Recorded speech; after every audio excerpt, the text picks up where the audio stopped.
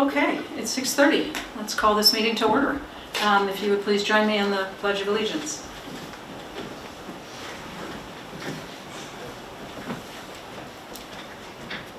I pledge allegiance to the flag of the United States of America and to the republic for which it stands, one nation, under God, indivisible, with liberty and justice for all.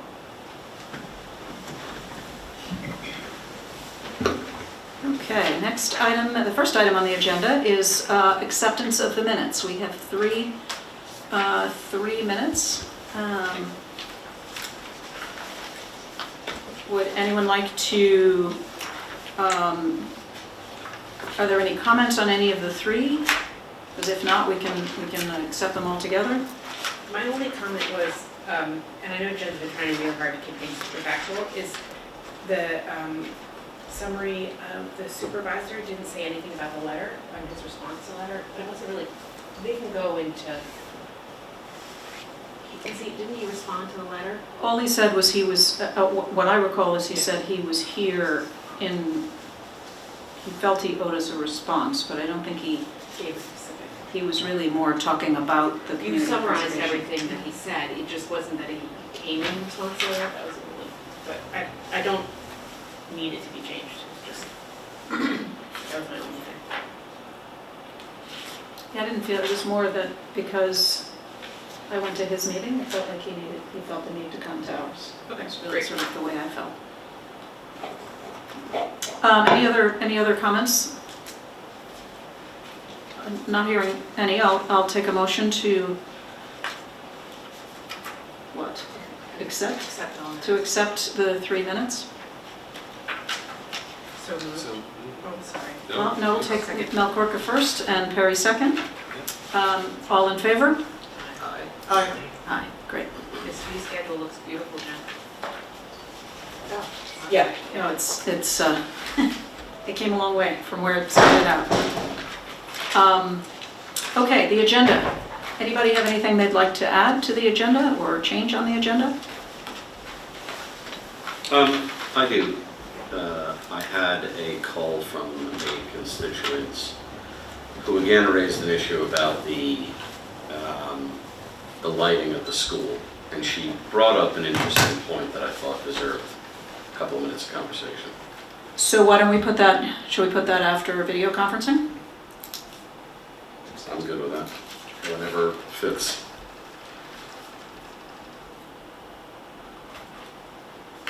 Okay, any others? I just had a request. So this agenda we're working from right now is substantially different from what we had on the agenda that was first published on Friday. So I would like us to state as a board, what is our policy for when things are added to the agenda after initial publication? There was nothing added, there were links added, but there was no topics. Village Hall exterior, improving public spaces and communication is not on the original. Oh, yes, that one is. Neither is speed I thought that limit was. project.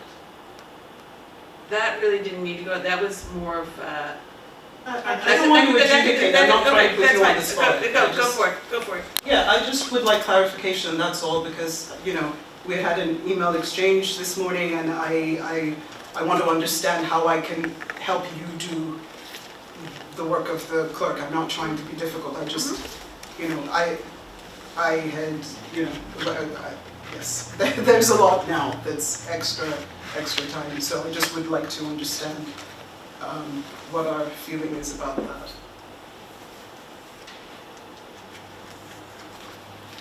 I have to say I don't remember exactly what and I know I should do a better job of looking at what is first published. We had certainly talked about having an agenda and then having people have the opportunity to add things to the agenda. On the other hand, we have a formal board meeting once a month, and there are things that are being worked on, and I certainly like the opportunity to add something to an agenda that's ready and relevant to share with the group. I will say the Climate Smart Communities, Craig, I neglected to tell you, I literally just wanted it to be as part of general business, so I pulled it out of your reports. but it would otherwise just be in his reports, so that's actually not really a new agenda. I just put it under general business because I wanted to highlight it a little bit more. So it's, certainly we've talked a lot about the agenda and how we do it. I'm open to hearing what the folks would like to do. Do we want to add that as a discussion item to the agenda? Just for me personally, maybe this is something we can discuss in a workshop. I would like to know going forward, and this is internal stuff, so maybe it's something we can, since it's just board mechanics, it's not public business, maybe it's the sort of thing we can discuss by email or have a conversation in a workshop. I think the workshop's a great idea, actually, because I hear what you're saying, and in terms of everybody being on the same page, perhaps that should be some protocol so that we're not adding things last minute. I understand that. Even just But for- also, I know that I was a little guilty of that too, No, it's making not a some guilt last thing, minute I know, updates. yeah. So I understand that. So yeah, I think, but a workshop conversation I think is a great idea, so that we can make sure that we're all using each other's time best. Yeah, and not just us, because the press and the public has had no notification that there's a completely new agenda, well, not completely new, but added items and added links. I should Interestingly enough, we're actually not required to have an agenda, which I find interesting. clarify. Oh, well, okay, I mean, that's another choice. Which I do not encourage or support, but I just find it very interesting that by law we are not required to have an agenda. I don't think that's good practice, but I just thought that was interesting.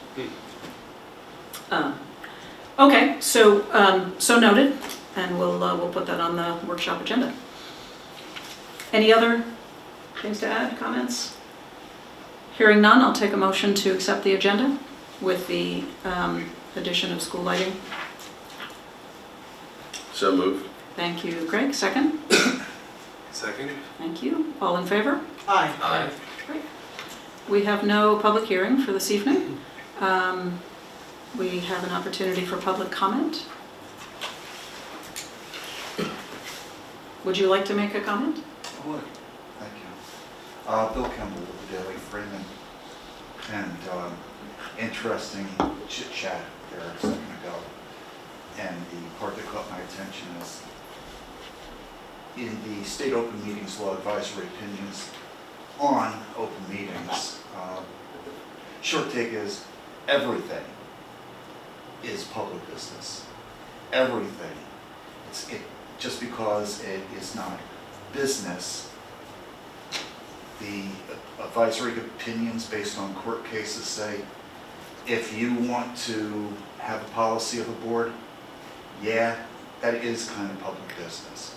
And while you do not need an agenda, nor do you actually need a motion to adjourn, the chair can just simply adjourn the meeting.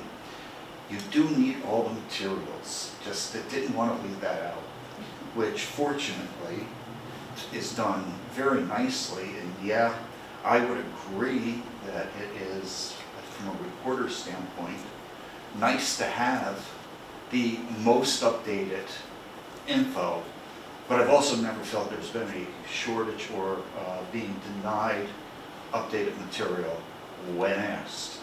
And the opinions given also, and you can give Kristen O'Neill, acting director of the Committee on Open Government, a call, and basically they'll tell you that it's a living document, it reads, and it changes.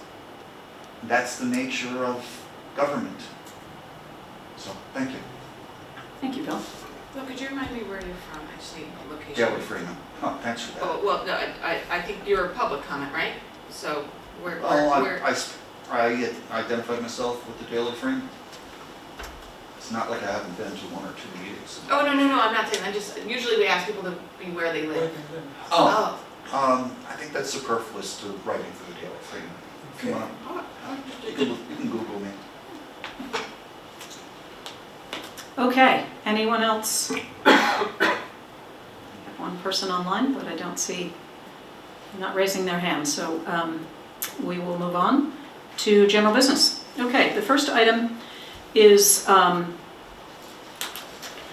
special prosecutor. So the history on this is that the district attorney sent, so we've had Chris Montalto as our district attorney for many years. I don't even know how far back it goes. But he was sent a letter from the district attorney that, I'm not recording, by the way, should I be? Yeah. That if he is trying criminal cases in Dutchess County, that he cannot be our special prosecutor for traffic. So as a result, because that's more of his business than ours, he sent in his resignation. And as a reminder, we have 10 months left. At the end of 10 months, the village court will be transferred over to the town court. Carrie Yamashita has substituted for us before, and she came recommended both from our village justice and Mr. Montalto. And so there's a simple scope of work document and her bio that I sent out for you. And so I am asking for a motion to authorize me to sign this engagement letter. And again, for those, if you haven't been to court date, we have vehicle and traffic is the first Wednesday of the month, and criminal court is the third Wednesday of the month. Criminal court's at 3 o'clock. Vehicle and traffic is at 6 o'clock. It's very interesting, it's public, it's interesting to watch the process. But what the special prosecutor does is review the cases, determine as to whether or not there can be a plea offered or what have you. And so that work is done before the person comes before the judge. And so it is, and they are ultimately authorized by the district attorney to operate on our behalf. So standard position that we need to have. Any questions, comments, thoughts? Then I'll take a motion to authorize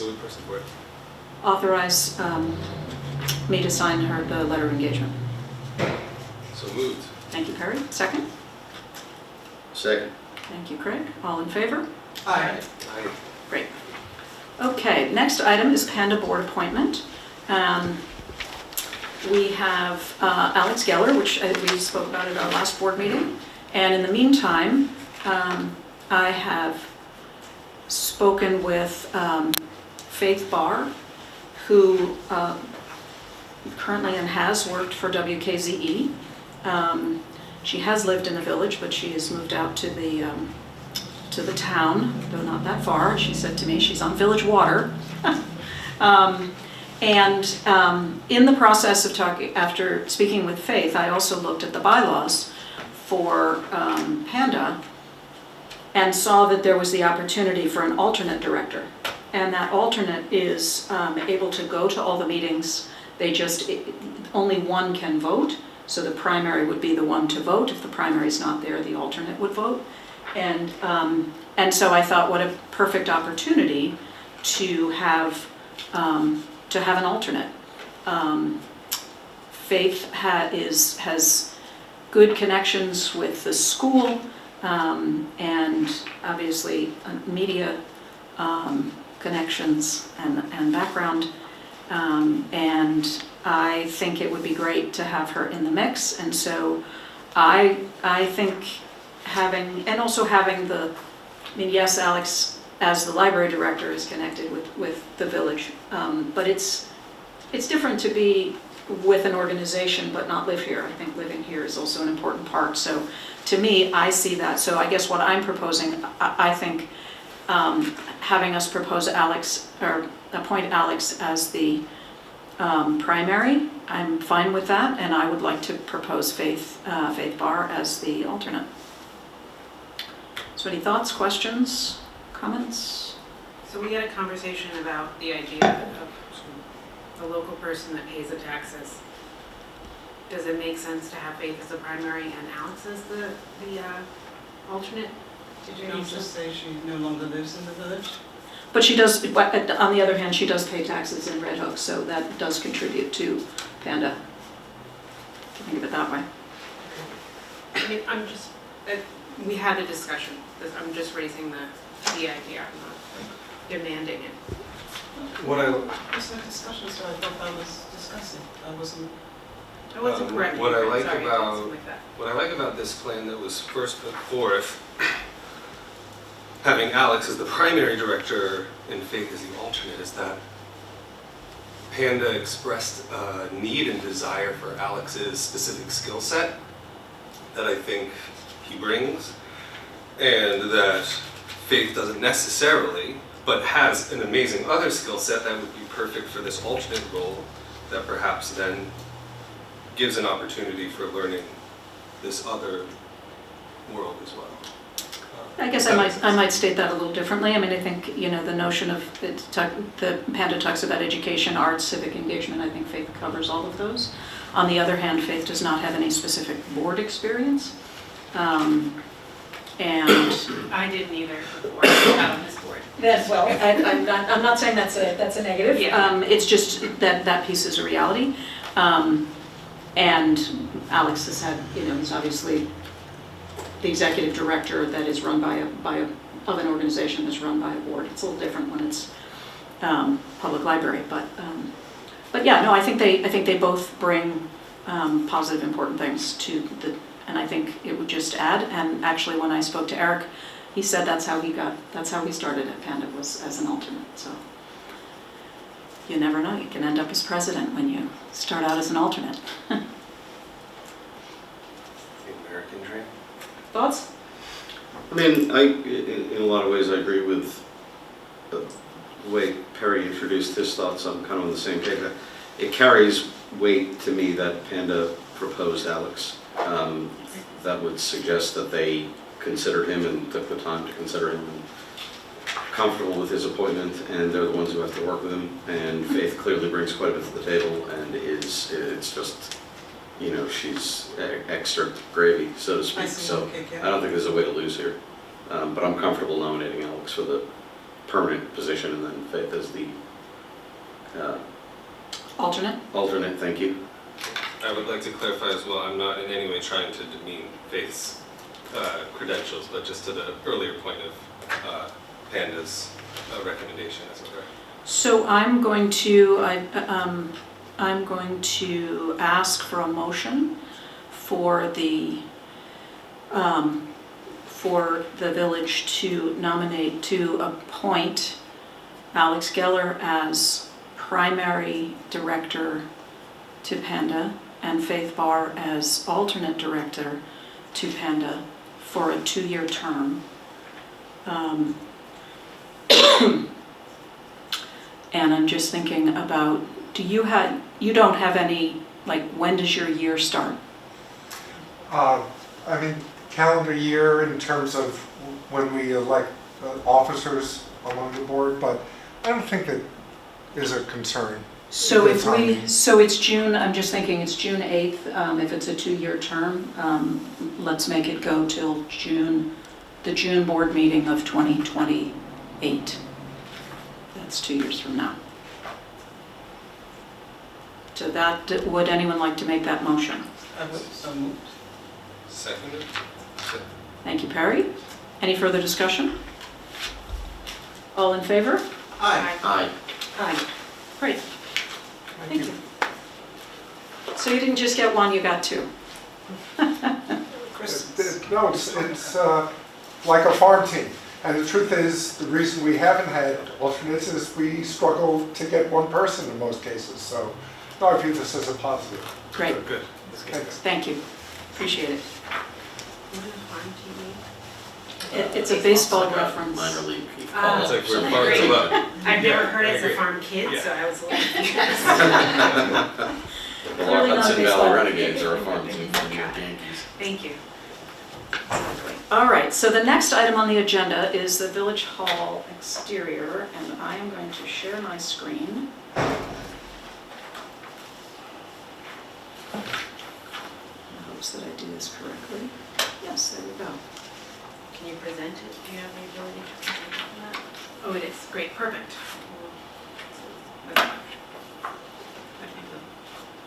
Lynn, why don't you faces? Oh, yes, let me do that. I do not need to be here. Move this up here. Okay. Okay, so basically, this is a project that's been in the works for a while. And there's two aspects to it. One is that we've been talking a lot about communication as a village, and how we can improve it. And we did a communication survey where we got like a lot of information back. Part of that was that the signage outside wasn't so great, so people couldn't find, we don't have like a public notice board that says we're gonna have a public hearing this week. We also, we have like a sign that allows us to put like a foam core board in, but it costs us $140 every time you wanna do it. 180. 180, yeah, it's gone up. One of the things that's interesting is like we had that Panda appointment, and because it fell outside of the newsletter and the seasonal service update, we couldn't reach people that way. We didn't want to print a whole board for 180 for that short window. But if we had a marquee sign, we could reach a lot more people. So that's part of this. And then the other thing is that there's some repairs that are needed. The tree out front is messing up the sidewalk and needs to be repaired. So we're going to take that tree down and then not relocate that actual tree, but plant another tree to the side. Shall I go to the next one? Sure. So the challenges of the both entrances are being considered. The challenges of both sides have challenges. The Broadway entrance, there's narrow walkways, and the tree is raising up the sidewalk. It's circled in red. And it's also when you are waiting for the bus to get onto the bus, there's a cable that cuts across. There's the tree with its tree well, and then there is a bus stop sign. So there's actually, to get on the bus, it's actually quite hard. And then also the plantings that are in the planters, 50% of them are actually invasive species. And we don't have any signage for special events. It's easy to update, easy and cost effective. And the directory that we have next to the door is by this entrance and it's not by the back entrance, which is an accessibility issue. Ready for the next one? Yes, sorry. So these are the two maps of the current and the proposed. The current, you can see it has the quarter planters, and we'd be removing those and These things, yeah. yes, and then putting in a sign, a marquee sign, similar to what the library has, where one of them used to be, and then relocating that tree well to the side in the bump out. So The other thing to note is this little red thing is a fire hydrant. And so this would be an opportunity to move it over here. So it's there, and it's actually more accessible to a fire truck than it is in its current location. So if you want to go to the next one, this is a 3D, so it's a little easier to see the proposed plan. So yeah, removing that tree, taking down that tree, but putting in a new tree. We'd also be moving around the benches. There's a stone bench up there that Karen did a lot of research on. It was gifted to the village in honor of someone's retirement. So that one is actually going to go back behind by the back door, and the one that's by the back door, will go up front. And what's neat about that, it's actually the judge's bench that they donated, so it will go in front of the courtroom just in time for him to stop being the judge.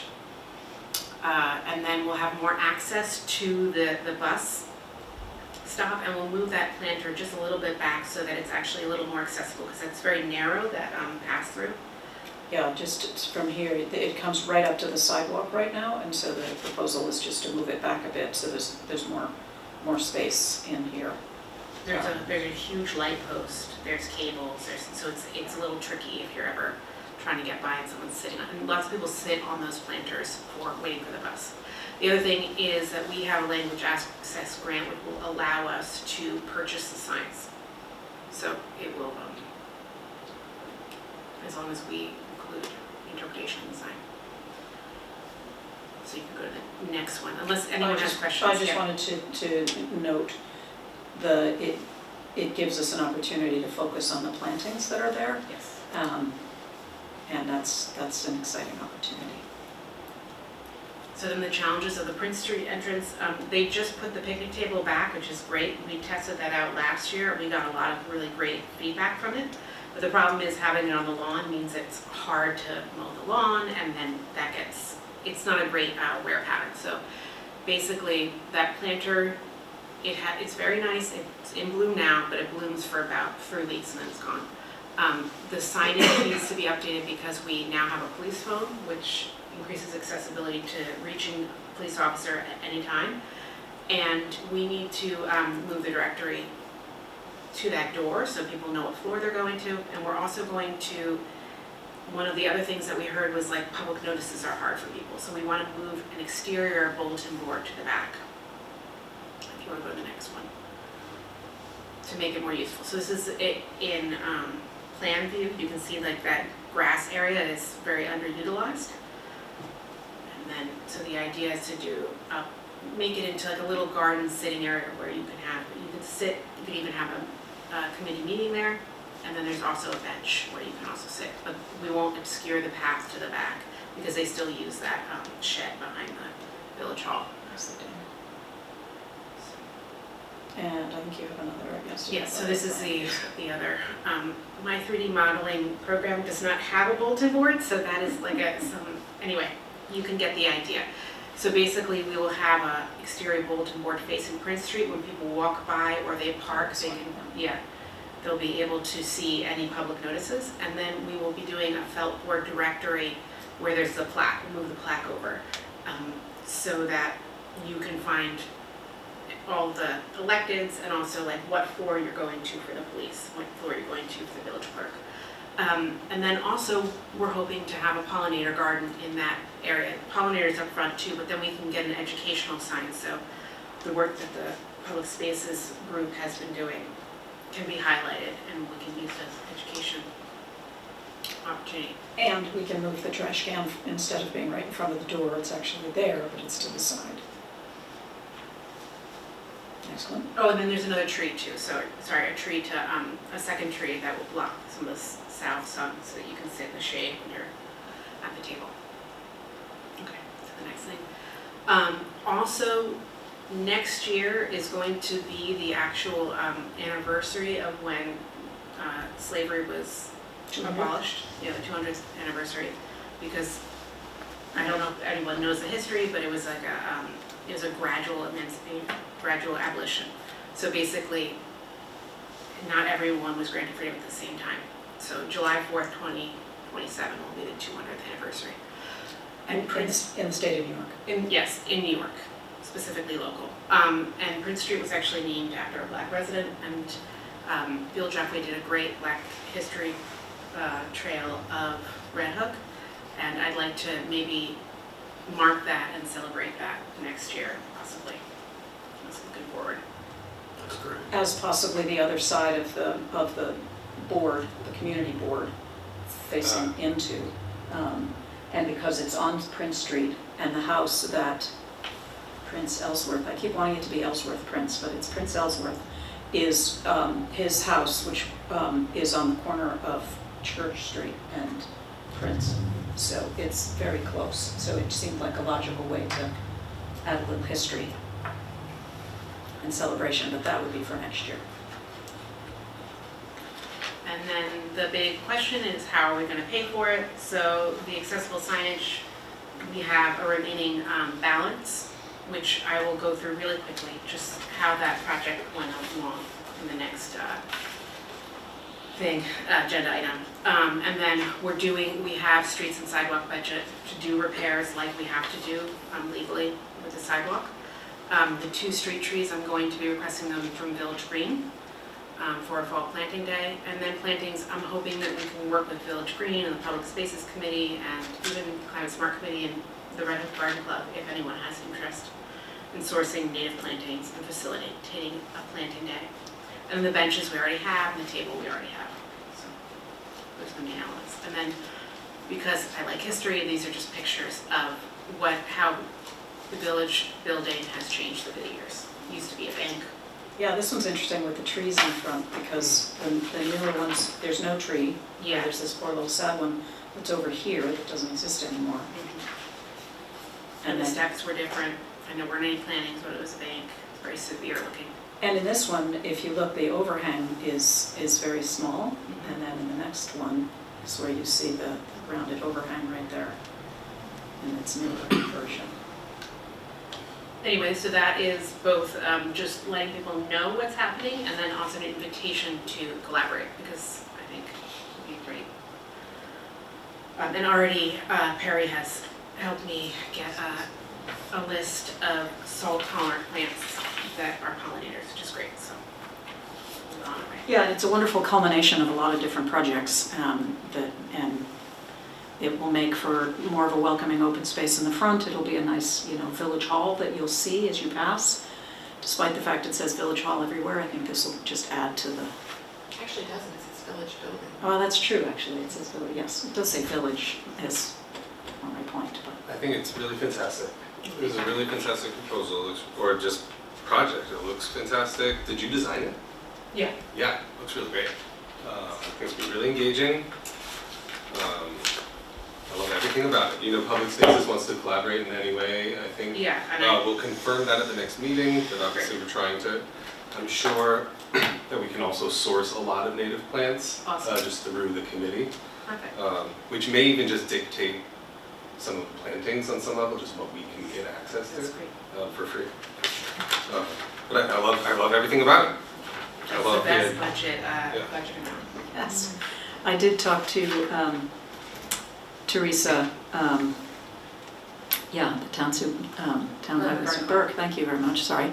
And she basically said it'd be best to have a list and then, as opposed to because she said that the garden club has access to a lot of plants, lots of cuttings or dividing and all that. So if it's more directed to say this is the list we want, I think we should start with that. And then if we can't find those, then we can fill in with what's available. Sounds great. I think that would be very cool. Okay. All right, any other comments? I like it. You like it? I like You it. Yeah. I like it a lot. That's not the one. So the next thing on it is just the language access grant. Basically, this is me just explaining where we got that money. So I'm gonna go through it really quickly, just getting everyone up to date. Check the other and see, I'm not. Let's try that. Well, because the, No, I linked it twice, Smith. let's see. It's linked through my reports, if that. Yes, that would help, yeah. Don't need too many of them. And zoning, language access, let's try that one. And then you go down and it's, yeah, right there. Yes, that's it, perfect. Oh, thank you, Rebecca. So basically, we got a MIG grant in 2022. I'm not going to read this all. You guys you have it printed in that, but I'm just going to say that we got the grant in 2022, basically the implementation of a language access plan to provide translation services and on-demand interpretation services for non-English speaking individuals to communicate with various village departments, including a 24-hour interpretation service and web applications to provide accessibility. I only read that out specifically because that's the grant language. We got Recite Me for us and the library because it was a joint, we also applied with the library. So Recite Me is basically an accessibility tool that's on our website. You can have it read to you, you can have it in different languages. It will also read out loud PDFs. We've been having paid for the language line on-demand interpretation for all of our village offices and the RHPD, which is great. The court obviously uses their own in-person interpreters, but all of the clerks have like a sign available that allows, they can hand it to people if they don't speak English, and then they can call on a line and have on-demand interpretation. Then we also used it throughout the years on different information printings. So for the sewer, we did a couple things in English and Spanish. We did the brochures, and we've done event interpretation at like Kids Scrabble, Hard Scrabble. We got equipment for the booth. We did wayfinding signage, so there's like new signage in the building that has English and Spanish. And then these Chromebooks are also part of what the grant paid for. The initial budget included having a consultant do a language access plan, but we had a couple meetings with them, and it just turned out that the scope was too much for them to kind of figure out, so we decided to request to have it switched over more towards equipment. We met with a lot of different community organizers and got feedback, and we have now we have $25,606.94 left for signage. And the most rewarding part of this project was the way that this has become a systemic and sustainable improvement. And so that's been really great that all of the clerks have language line. The village clerk knows how to, if she needs something translated, we have an account so she can just log in through that and get it translated, as in like written text. And it's just become part of the way that we operate, which is really great. And then this is a budget remaining, just so you guys can see what's been spent, and then mock-ups of the signs. Then, does anyone have any questions? That looks great. Agreed. The next thing is the communication survey.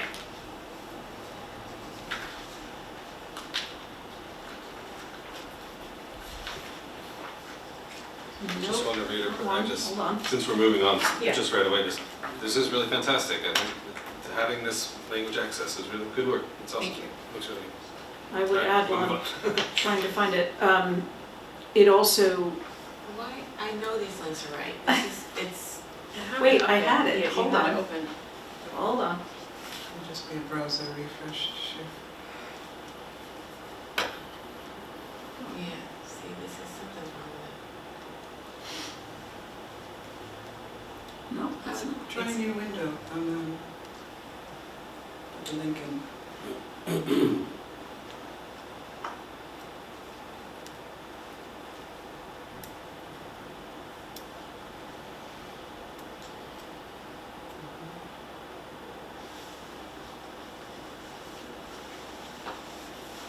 There we go.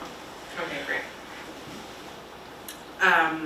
So I'm just gonna go through the different questions and sort of what we got back and sort of what I took away from it. So basically, the question, how do you get information from the village?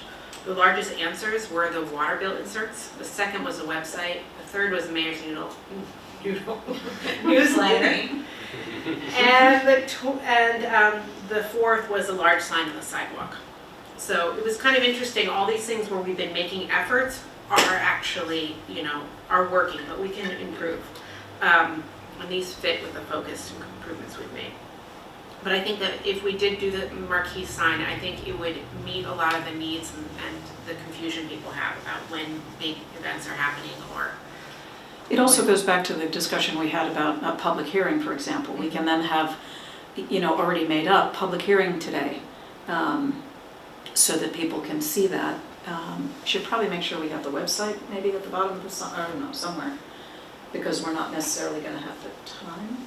Well, anyway, we'll have to work out the details. But again, it's a way to give an alert to elections today, or public hearing today, Even or just a event public hearing tonight. comment. Yeah, Right. Yeah. I think that would be fantastic. So then the next question was, when you have something to contribute or you need something from the village, most people actually just walk to Village Hall, which I just love. And then the next thing is people call and then people email, which is, to be expected.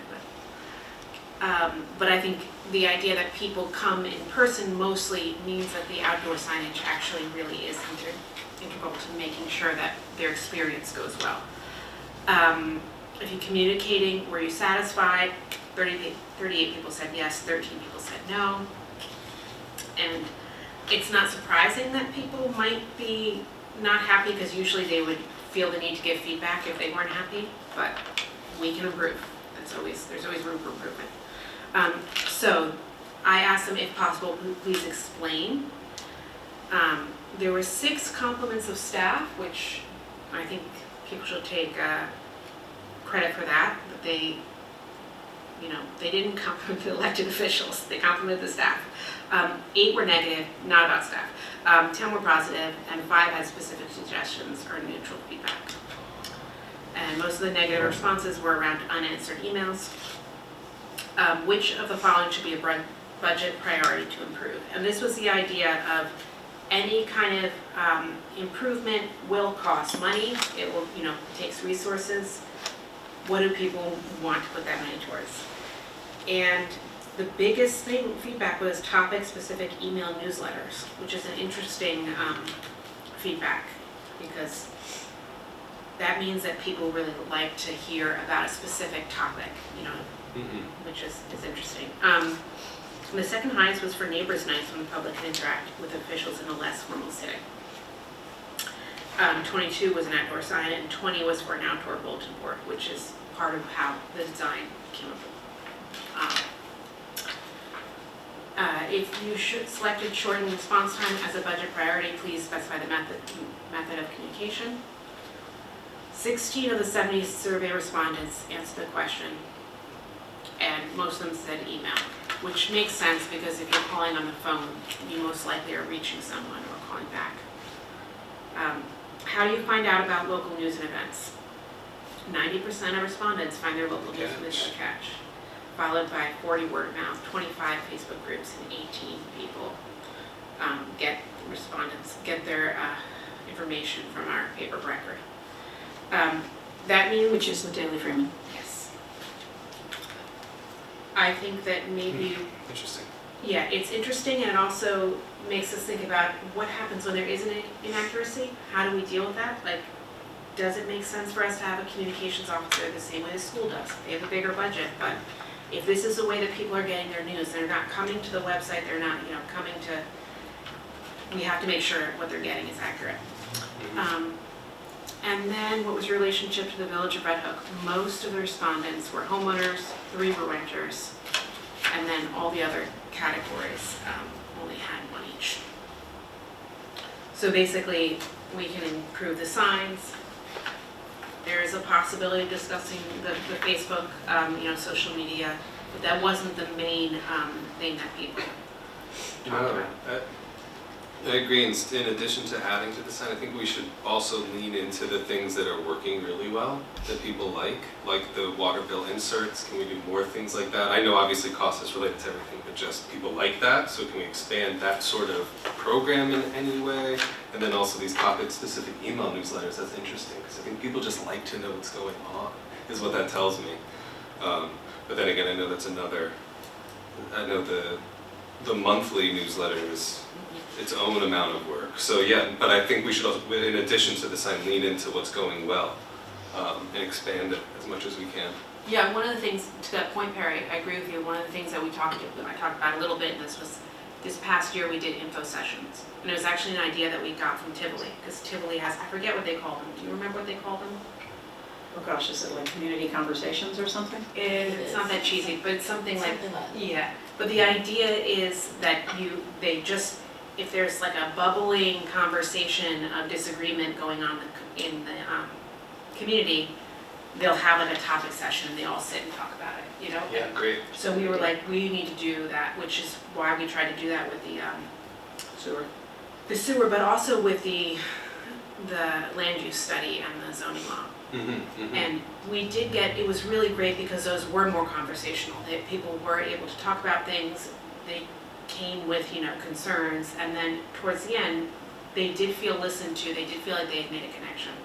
So I agree with you. I think building on the things that work well. Also, a lot of people like neighbors' nights, and so that's a neat thing that we could possibly. Are there any other books?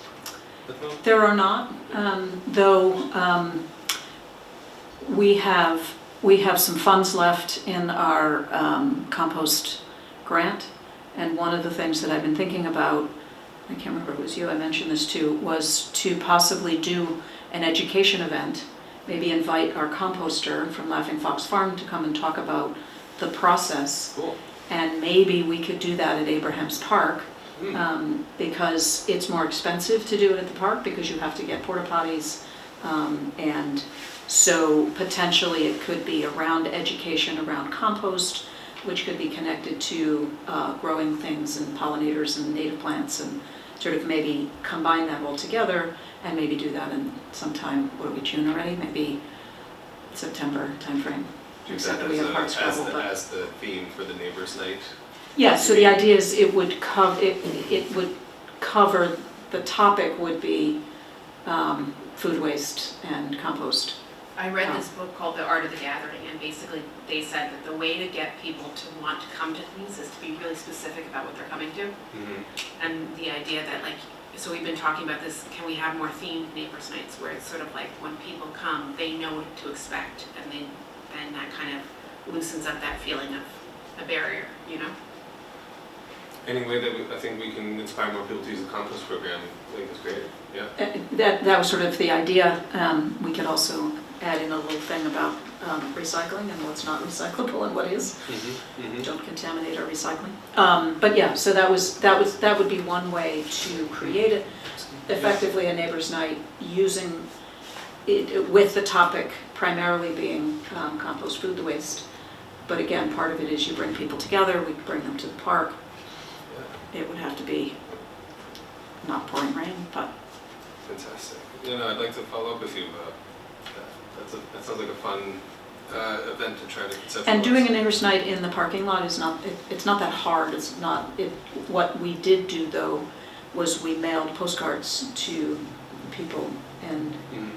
that's not a cheap thing to do. Mhm. So if we could get enough buzz through an email, that would be ideal to do it that way. Mhm. Okay. Yeah, if we could get all the committees on it, that would be great too, like Mm. if everybody could Yeah. be, yeah. I'm interested. Yeah. Okay, so I'm going to stop sharing. Oops, Sorry, we have it that's in okay. front. No, I just, since you have on that, in the takeaway that people are reading the Daily Catch, and you had, mentioned previously that most people get their own, was it most, I don't want to speak out of turn, but you had 90%, yes, about finding out about local news and events. I just wondered if there was room for some credit and appreciation of the Daily Catch, given that we had published this survey, and I believe in the April workshop, Malcoca, you had said you had 24 responses, and then there was science, but there was also the article in the Daily Catch, after which the number of respondents almost tripled. So I'm just throwing it out there, that I think that's what. And it's also logical that a lot of people said we get our local news there, because that's obviously where they saw many of them saw the survey, and so there's a connection there as well. Yeah, no, it was great that they covered that. A good thing to mention, I should have. Thank you, Mr. Youngers. Okay, oh, no, we have one more thing. And I'm sharing my screen one more time because, Oh, so the last thing was actually not something I was going to share. I just wanted to share it digitally with everybody because I talked about it at the workshop, but I didn't give everyone a digital version. So, gotcha, so you don't need that up on the I screen. mean, we went over it. Does anyone have any Thought we questions did. about? Yeah, we went over it in the workshop. Does anyone have any questions after? Oh, no. Apologies, No, it's what the are we same. referring to? The speed limit project. Oh, yes, we did talk about it. Yeah, I just wanted it to be online for anybody that, needs Amazing. it. Yeah, thank you. I'm going to reference back to that. I don't have questions, but thank you. Okay, great. Perfect. Okay, on to the wetland committee. Fantastic. May I? Take it away. Oh, I'm so excited about this. I am really excited to be bringing this resolution forward, and I am very appreciative to have collaborated with the mayor on this initiative. As we've talked a lot as a board, as to ways in which to improve recent conditions at the wastewater treatment plant, but then also protecting our wetlands at large. Here is a resolution to create a standing committee for our board, which will serve to protect and rehabilitate wetlands throughout the village. So without taking too much time, do I Good. need to read this verbatim out for the record? I have done that with many in the past. I just want to point out a couple things. We had talked about Mazenot and Mazenot's Pond, so that we didn't call it the sewer wetland. Yes. Or the wastewater treatment plant wetland. And I did a little bit of research on the Mazenots, and I didn't realize how important they were to the history of Red Hook. I put in the resolution, or I had that as a thing to add, because Robert Mazenot, there were 5 of them, so this is one of them, was actually president of the National Bank of Red Hook, which is this building, was originally this building. But the Mazenot family actually came from France, and they're the ones who established the tobacco industry here in this area, and they built the tobacco factory. Tobacco factory? Yes. Now, whether or not it's that tobacco factory or a different one than that one, I didn't go that far, but I just thought there was more to the family than I realized, and that was, they came over in the early 1800s. Wow, amazing. And I believe it was also it was an orchard, so I'm not sure if the orchard was the Mazenots. I didn't come across that. I know you've done a lot of looking, but Yeah. it has always been referred to as Mazenot's Pond by a variety of people, so I thought just giving a little more historical context as we create this committee and calling it Mazenot's Wetland, which I think is fun. And the other, just that this is modeled on the other committees that we have established over the last couple of years. With the same concept of what's membership, what are the meeting guidelines, powers and duties. And on the page that you have, just note there's a last bullet that says future wetland projects may be presented and approved by the board. I thought it was important to have this committee start with a focus on the Mazenot wetland and sort of get its feet wet, so to speak, and get organized, et cetera, and sort of go with that. And then once that's going, if there's another opportunity, then to come back and say we want to do this too. But I think this focusing on Mazenot's Pond, I think, is a good way to start.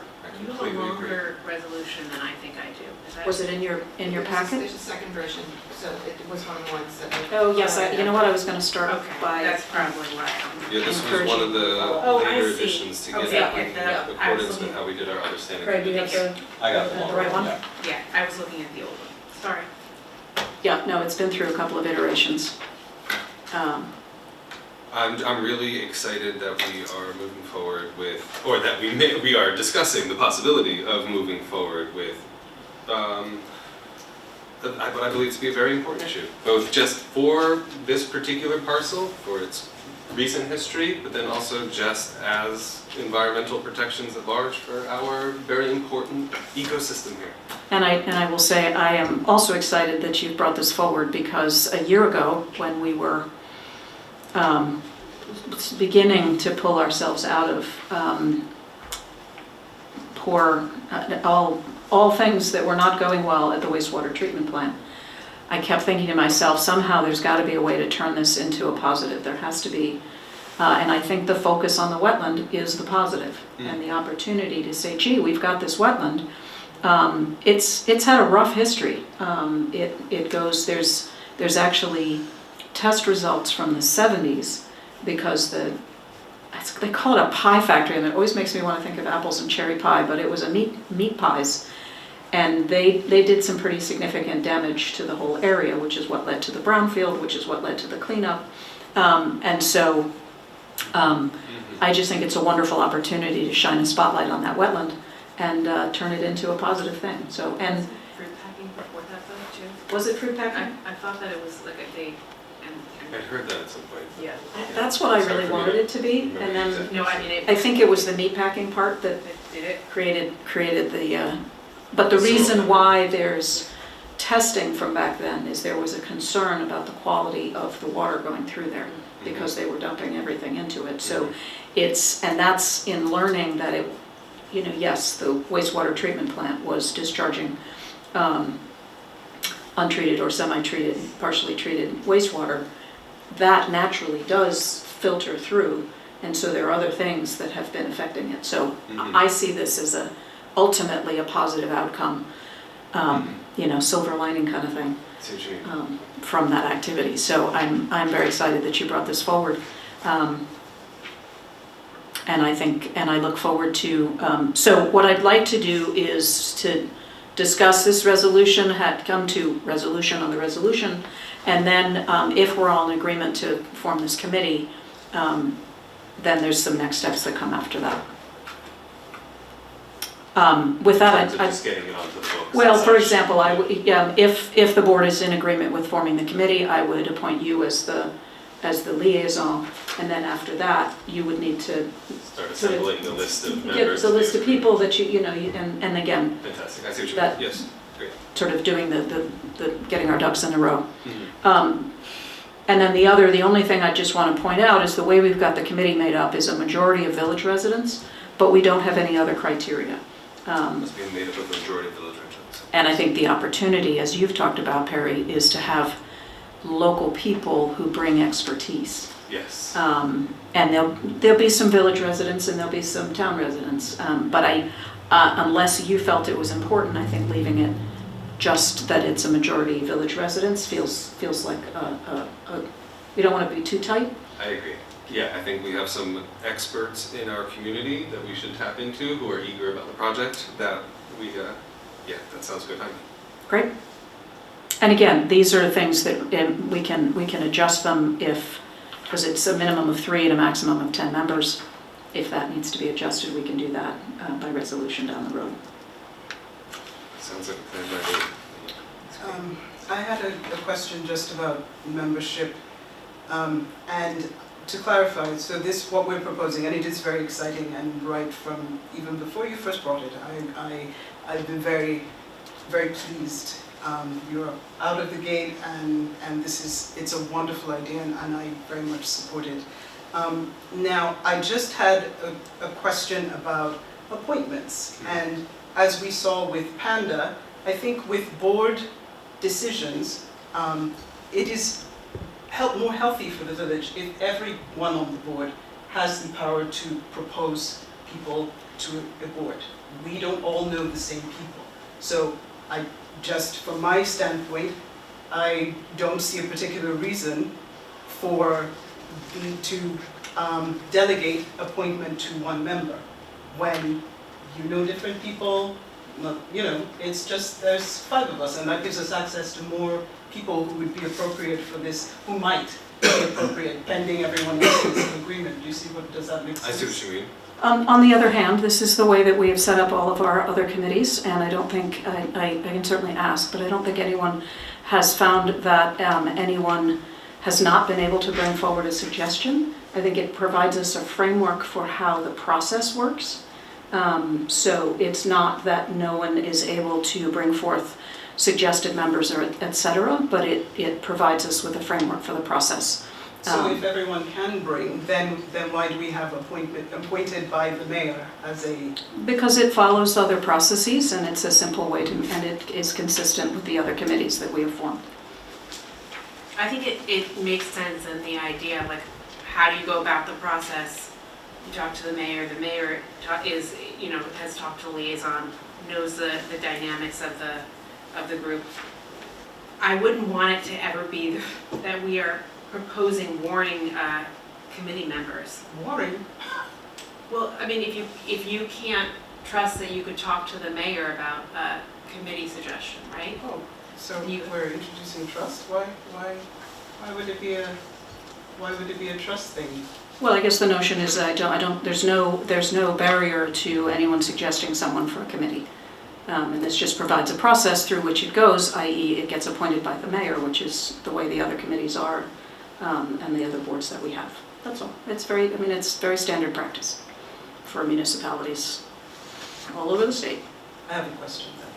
This is a new committee. This is a committee of the board. Would we agree that both communications and events are committees of the board?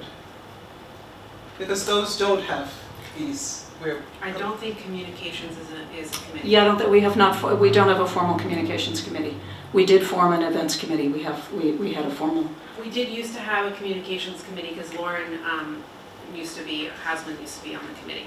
So yes, we had meetings, but then her schedule availability, it's no longer a committee. It's just part of the stuff we discussed. or I would say when we were going about formally forming our committees, we chose not to form a communication committee. Yeah, but we referenced it as that because she would come and talk, because she wanted. Yes, to but that was contribute. before we Yeah, you're sort of right, got you're to the right. place of formally forming our committees. And yeah, but there is an events committee. We did form it. There's a resolution that formed that committee, yes. But it doesn't, because it's on the website. On the website, it does not include any of the membership meeting guidelines, powers and duties as this one does, the template as discussed. It doesn't have those things. And to Mr. Freeman's point about public business being public business, if we are forming a new committee just because, yeah, anyway, it's fine. I would like only because, and again, it's no fault of yours, or rather, we get things, you know, we have different time schedules and so it's not a problem, but for me personally, I would love to be able to sit with it and just pass, just like we did with Panda, just pass it right out of the gate at the workshop. If, you know, I move to table, it can get a second or not, but that's what I would like, just because I haven't had a chance to look at it, and that's it. I want to give it fullest attention, and that's just me personally. So you have formally moved to table this resolution. To the workshop specifically. Is there a second? Hearing none, I would ask for a motion to approve this resolution. So moved. Second? Second. Thank you. I guess I'll take a roll call vote then. Craig? Aye. Mel Corca? Aye. Harry? Aye. Fran? Hi. And I'm an aye as well. Great, and that's resolution number 26. 26. All right. It's exciting there. 26, that's great. Yeah. All right. Let me just double check how I did this. Where's the liaison?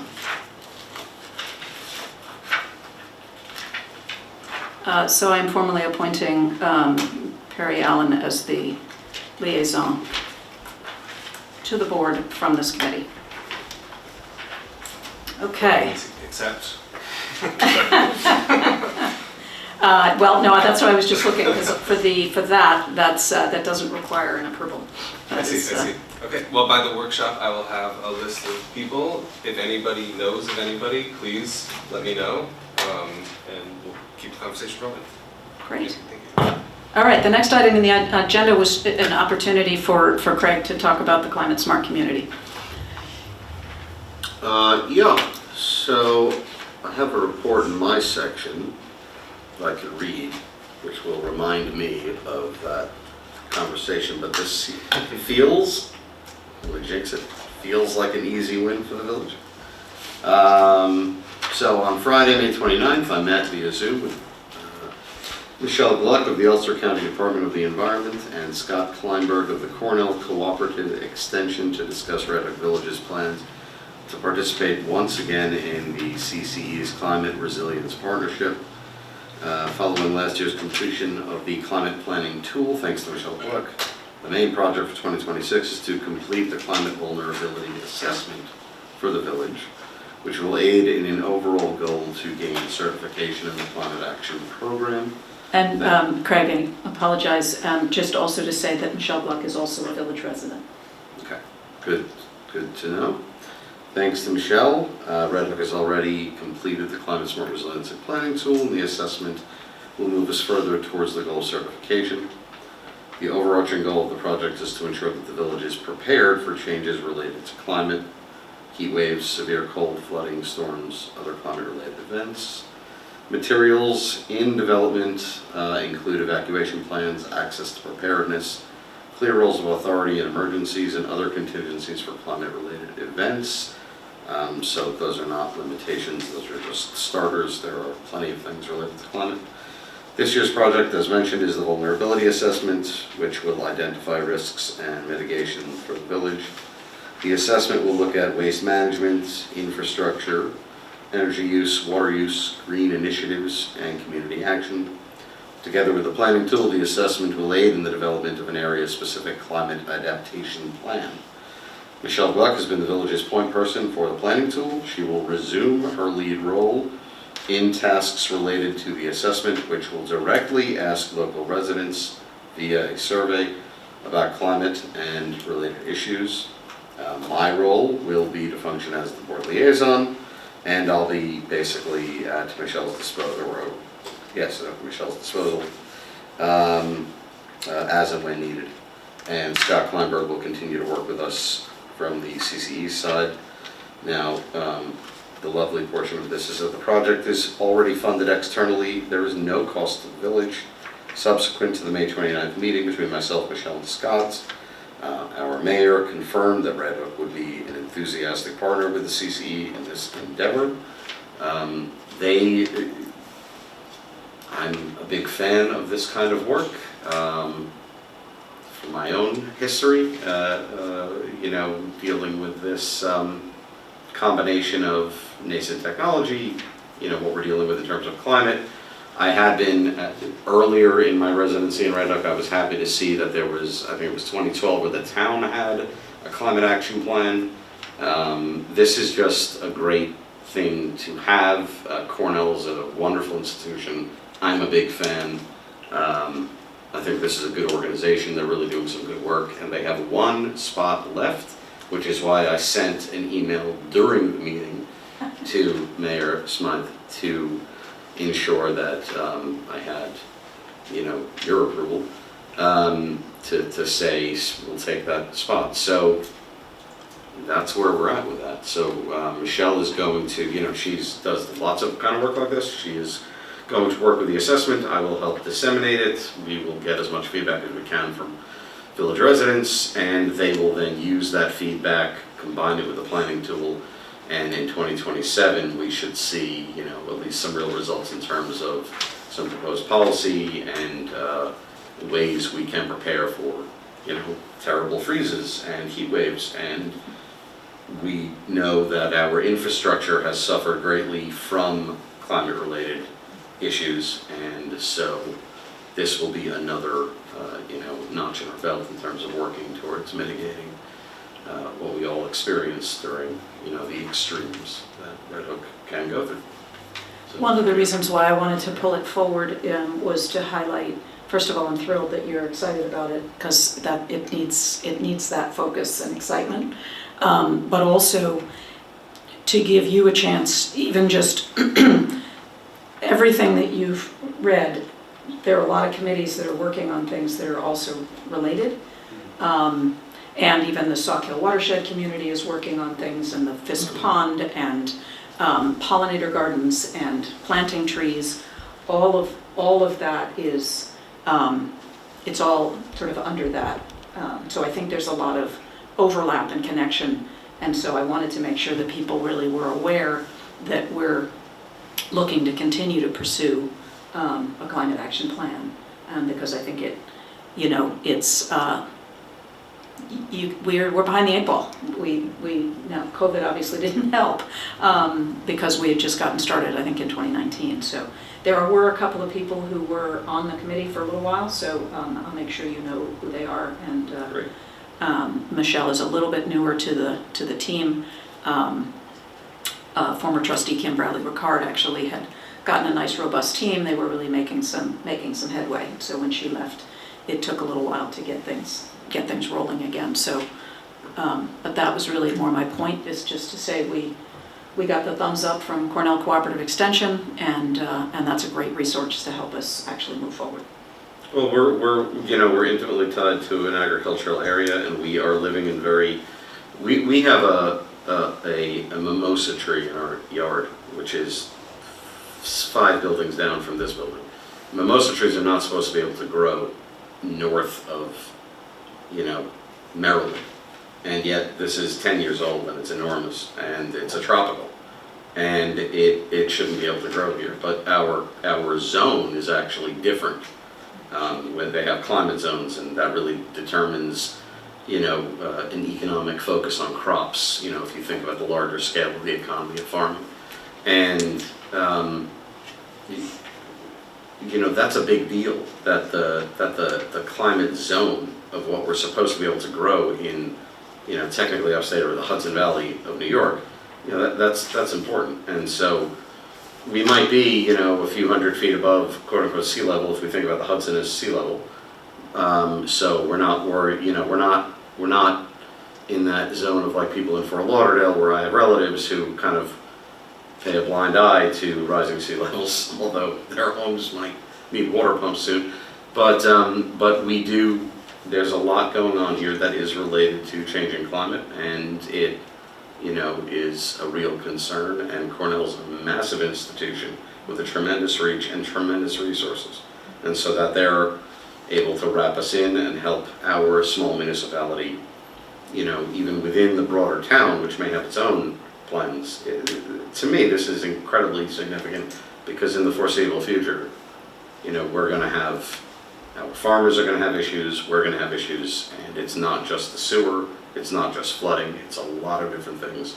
And so I'm delighted to have them, and I'm sure that this will pave the way for even, plans further in the future. So it's good to be a willing participant and give them all we can. So we'll get those assessments and we'll try to contact as many people as possible and really get a robust amount of feedback.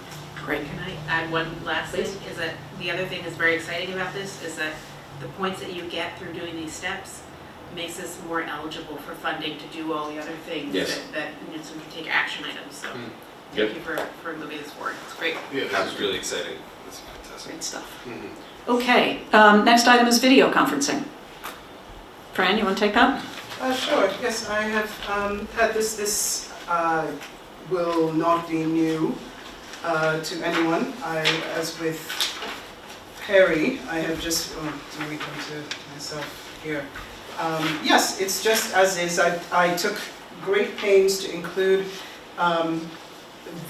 everyone's feedback from previous times. It is now very simple. The simple four operative really, including 5, this resolution shall take effect immediately. But it's just, the principle is just public meetings should be publicly accessible. Open meetings law requires open meetings. Public officers law 103-A authorizes video conferencing to expand that access. The board in resolution 7-2023 already committed to allowing the public to observe and participate in our meetings by video conference. So the resolution is just implementing what that promised. Just to clarify, and actually you have in your packets a copy of that resolution. What it does is, according as per section 102-A2H, members of the public are required to be permitted to attend and participate if authorized in any meeting by video conference when a member attends by video conference. The resolution that we passed was required in order for a member of the board to participate in a meeting via video conference should there be extraordinary circumstances.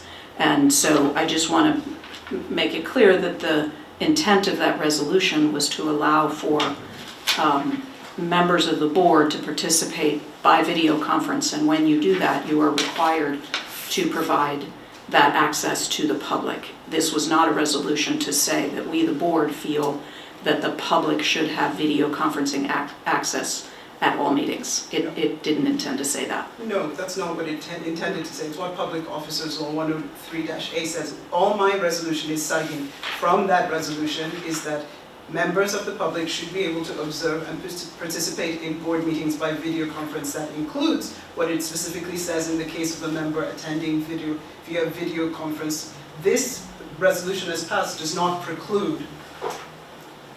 Correct, but the resolution 7 from 2023 does not indicate that members of the public should be able to But you just participate by.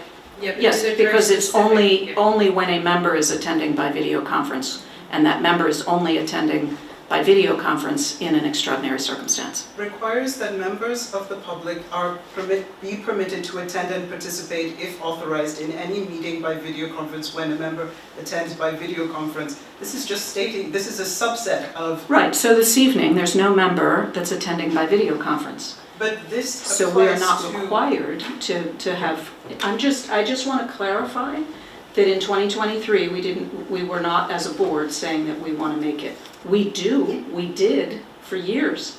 And we just got very, very limited participation via video. Right, but that was 2023, that board. This board can establish that public access for public meetings is important. Absolutely. So we're not I just want to bound. make sure that it's not based on a resolution. No, this is just a whereas that's citing it. I'm not saying. Yeah, but that- it's inferring something the way that you wrote this citing. Does that make sense? No. That- Okay, because you don't have the specifics of why someone should be able to observe.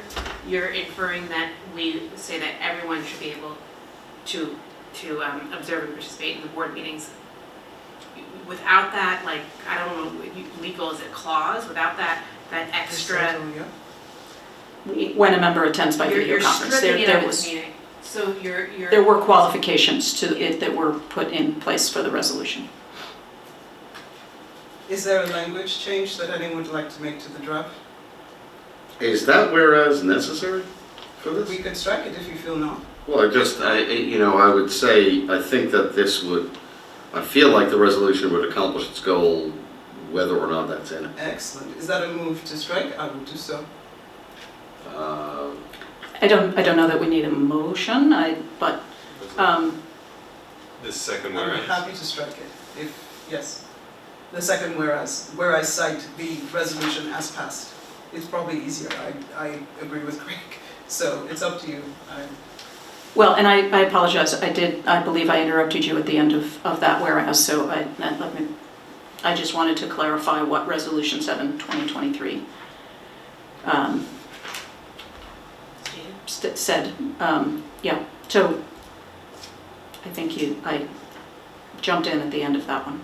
Oh, no, it's okay, so, where I had, it's in front of you, it's been in front of you in various guises, and I carved out, I'll read it, and then, if there's further discussion, but like I say, I have worked very hard, we have all worked hard, because this is all synthesized from feedback that everyone has provided at a certain point about this access for the public to public business that we conduct over here, both in all meetings.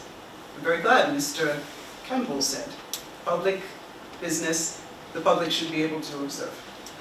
It's my feeling, and that's why this resolution is in front of you, and I'm moving it. So just to clarify a couple things,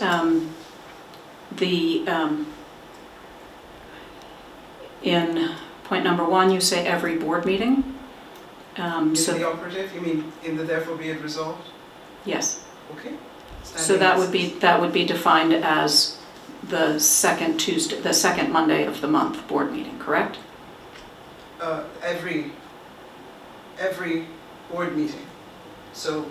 Workshops is. Workshops. Every meeting of the board is what Yes, you're saying. where a quorum is present, yes.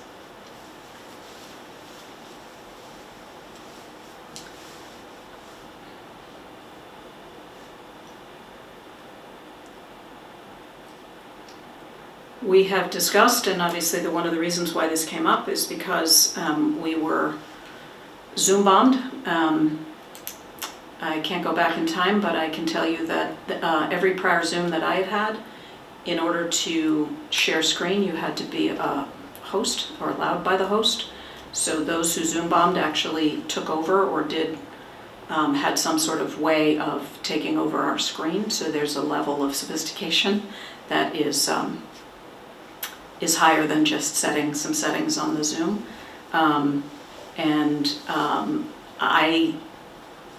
I am certainly very supportive of making meetings open and available to the public. Given that all through COVID, it was obviously the meetings were on Zoom. In the middle of 2021 is when we went back to in-person meetings. That was actually the first meeting that I was mayor, as I had us come back. But we kept the Zoom option.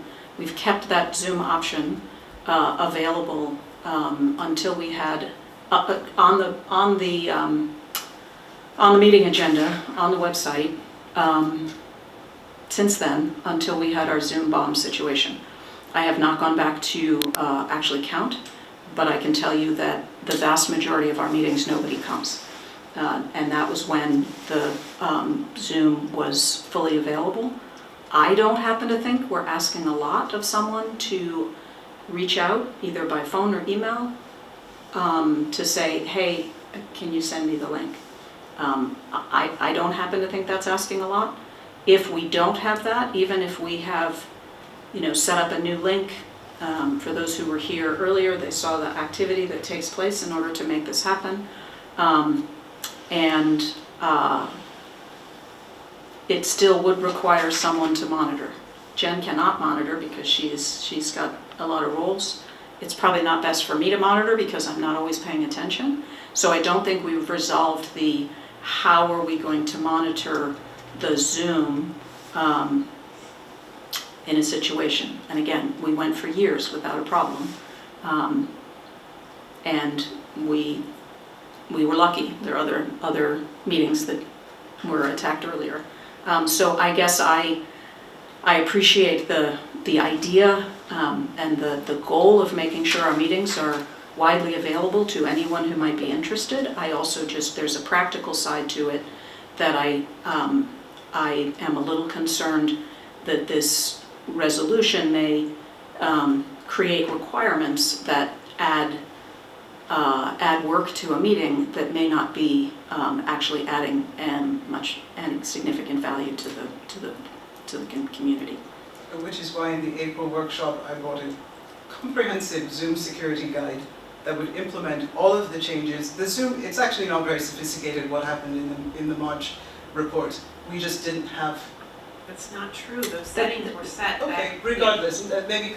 We discussed that in the meeting. I said that was incorrect and inaccurate, and we discussed that in the meeting. So that was also what I was trying to say, and that every time I had used our Zoom, which is the settings are set, every single time if someone else was going to present on screen, I had to give them permission.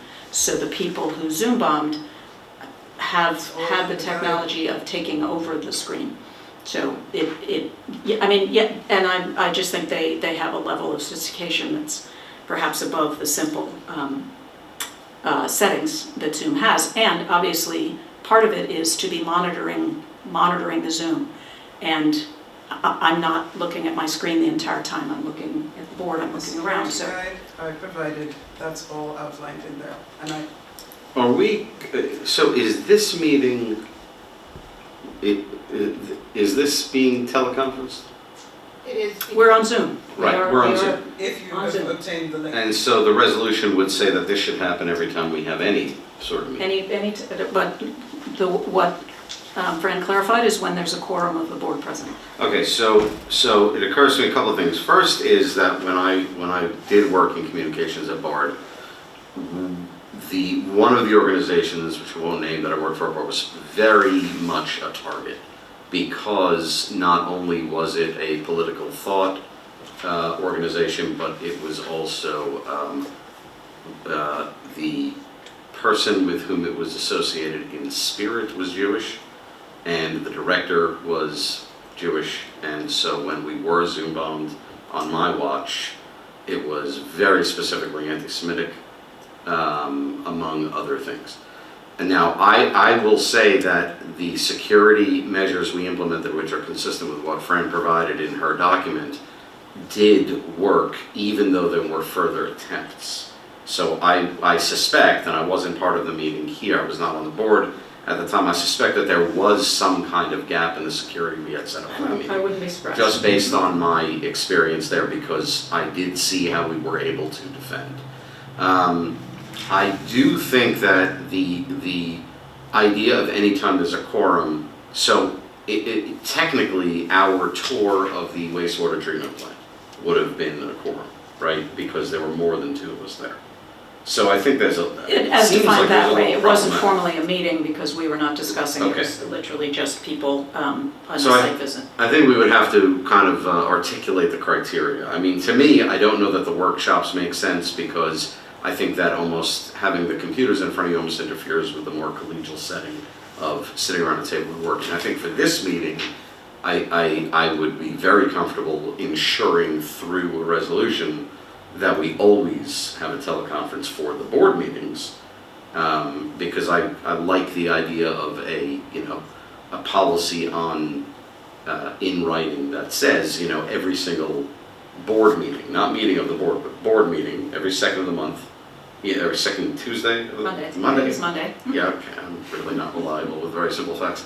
But that, I like the idea of having that guaranteed that this will be available online.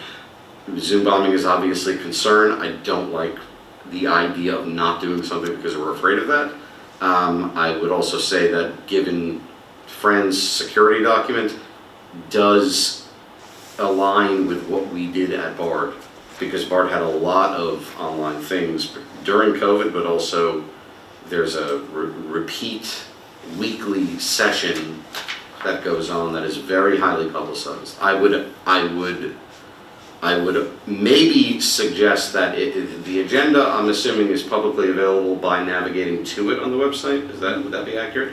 So I would, There's also an alert that goes out when the agenda goes on. so I would suggest, my suggestion as somebody with practical experience in this area would be to limit the appearance of the link to the agenda, not to publish it anywhere That's else. where it was. That's what it was. That's where it That's was. what we were doing. Yeah. Okay, so It I would, was on the website as well. so it wasn't But just. it was on the website through the agenda. No, it was both places. Okay. Because When I it needed was to have in it there because of emergency meetings, because of that timing issue. In what form is the agenda? It's a PDF. It's a PDF. Okay, so the PDF, I believe, would not be as easily searchable through Google as would it be if it was on the actual web page. So that's also in terms of accessibility to anybody who might be ranging the wilds of the internet. I feel more comfortable as somebody, again, with practical experience in the security of Zoom meetings, that if it was limited to the agenda PDF, that's a slightly favorable instance. But, that's, anyways. But it that's- also goes to the question of what's the goal? What is it that we're trying to achieve? Because if it's to make sure that the meeting is public, I mean, the only time that someone can engage with us as a board is during public comment or public hearing. And Panda is recording our board meetings, and actually of late they've been putting it online within a day. So the meetings are available publicly. The issue is whether or not people can access the meeting live. And again, most of the meeting is not public comment, so all you're doing is observing. Technically. That is true. I think this is mostly, to me, I'm sorry, Fran, I'm not gonna. No. But I do feel like this is mostly optics. But to me, that optics end up mattering. But I do think it's optics. It's literally the bragging rights of saying we are in the digital age. We make ourselves digitally available. Now, I'm looking at this and I see 5 people and I see the same 5 people. So There was someone in the there meeting. was somebody There was who someone had in the the same name of somebody I went to journalism school with, so that was interesting. But I don't think it was him. But yeah, I just think optically, during Perry and I's election cycle, there was a lot of talk about transparency and communication, and I think I think there's some value in optics. But I also understand practical concerns, but. And we've actually been available by Zoom since the pandemic started, and Yeah. that was never stopped. And the only reason why this has become a question is really a question of whether or not we put the Zoom link in the agenda, or if we require someone to just say, hey, I'd like the Zoom link. Can I say one thing about the security document? you and Fran worked together on that, right? No, She asked for your guidance. she did ask for my opinion, I did Yeah. a quick review and thought it looked pretty good. I would, I ran a lot of Zoom things. I knew how it was set up. It made assumptions in that document how our settings were.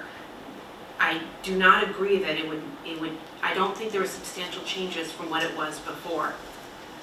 So that is to say that I think the risk is high. Zoom bombing is an issue with the hacking.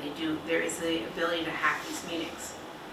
And the insistence that guide, I don't believe it to be true from the settings that I encountered running meetings. So Craig, I have a question for you. Part of what in your other role thwarted the attacks was someone was monitoring the Zoom. I was. Yeah, so that's, I mean, again, right now we're doing it, I mean, I had a high school intern for 3 years. Right. Who was facilitating the Zoom. And again, it was great. It was great to have them. I think it was a good learning experience for them. But again, for most of the meetings, there was no one who came in. And so it just seemed easier, well, we'll just bring it in to us. And then when it was Zoom bombed, it's okay, so it's not that it's not available, it's just that we need to be a little more guarded. And if we don't have a solution for who's going to monitor, I think it's a little premature to be saying we're going to have Zooms at every meeting without having understood what the rest of it is. So then where the rubber meets the road with the issues here seems to be the link and how that gets provided, and that there's a lot more comfort when the link is specifically requested by an individual. Mhm. Now, okay, so that makes me think that there could be some ways to do that are, well, there could be a way to move. I can think on this and articulate more and maybe correspond with Fran, but it feels like there's room there to work. The guidance that I have gotten is that the reason why you have someone email or call is that hackers don't want to be traced. Right, They it's don't want verified, any- right, yeah. they're verified. So it's basically this simple way of making sure that you're just putting up a barrier that a hacker doesn't want to. The other thing that I just want to add to, during my experience as a board member, there were 2 trustees that did not have their own computers. We are lucky that we have language access, Chromebooks now, but they were not always available. They might break, so another thing about is are we committing to having the technology available for everybody? Because some people don't have their own computers or don't feel comfortable using their computers. Sorry, Does did you it- say that we do have access to these Yes. machines? We Okay, do. so we have access to these. So just coming back to what you had said about, Wait, sorry, just to, are you saying that we do have access, as in my point doesn't? no, No. you were saying that some people might not have, Yeah, before, they didn't have their own computers. oh, but we're talking about now, no?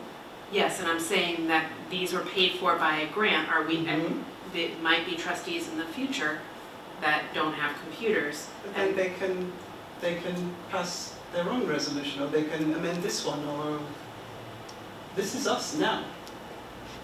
Okay, I just think there are technological, things to think through, that's all, when you.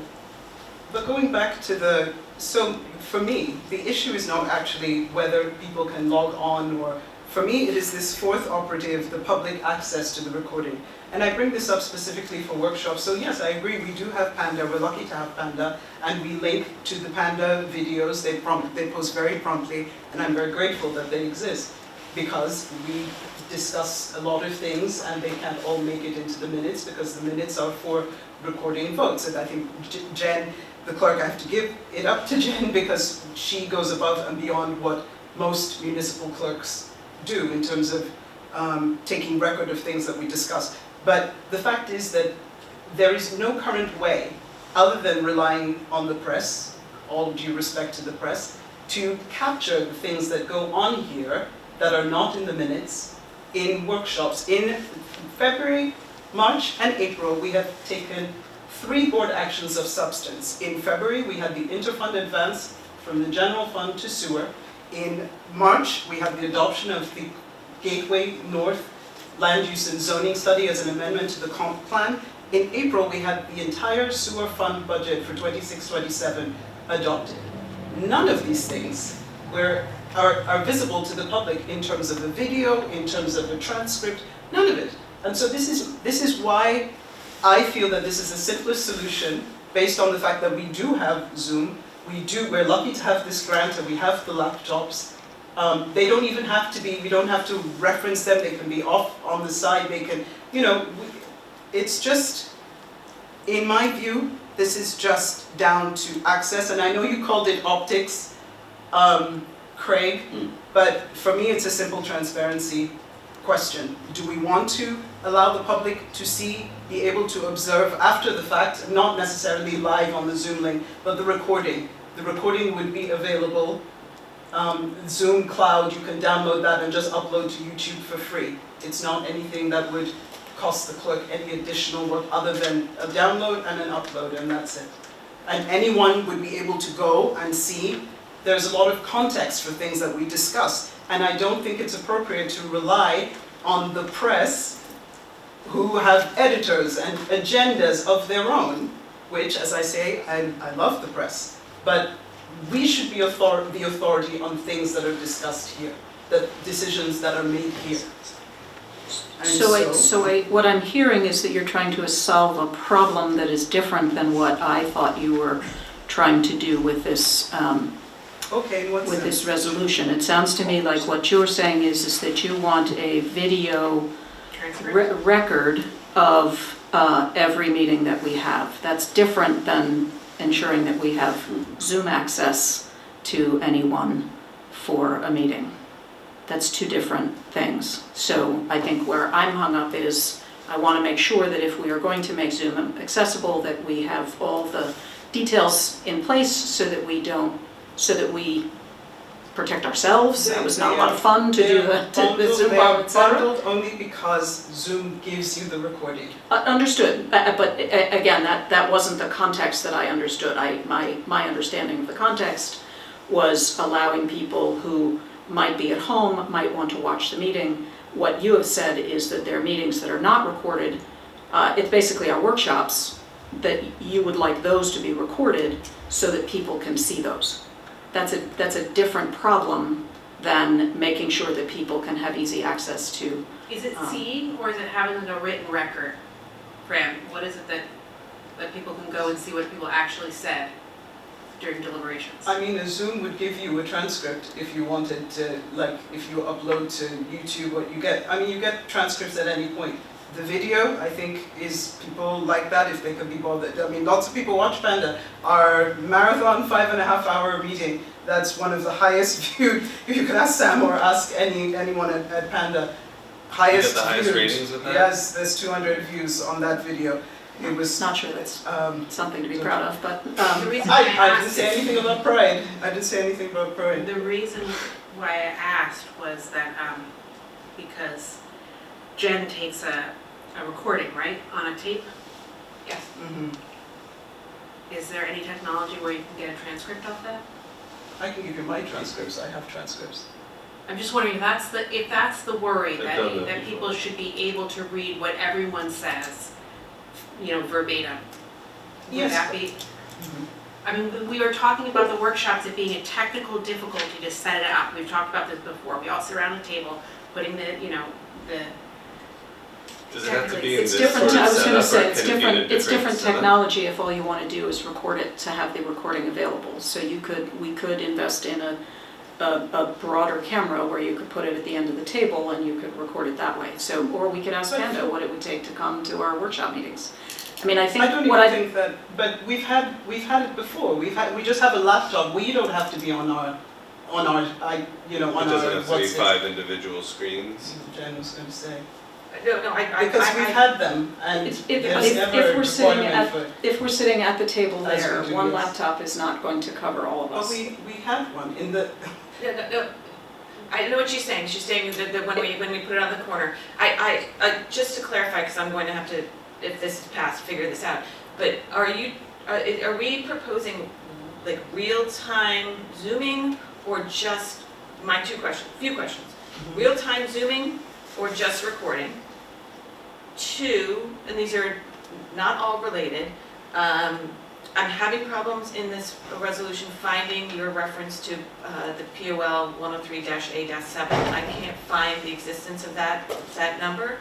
And then I wanted to make everybody aware that the 103-A, that video conferencing by public bodies, one, it says expires and deemed to be repealed July 1st of this year.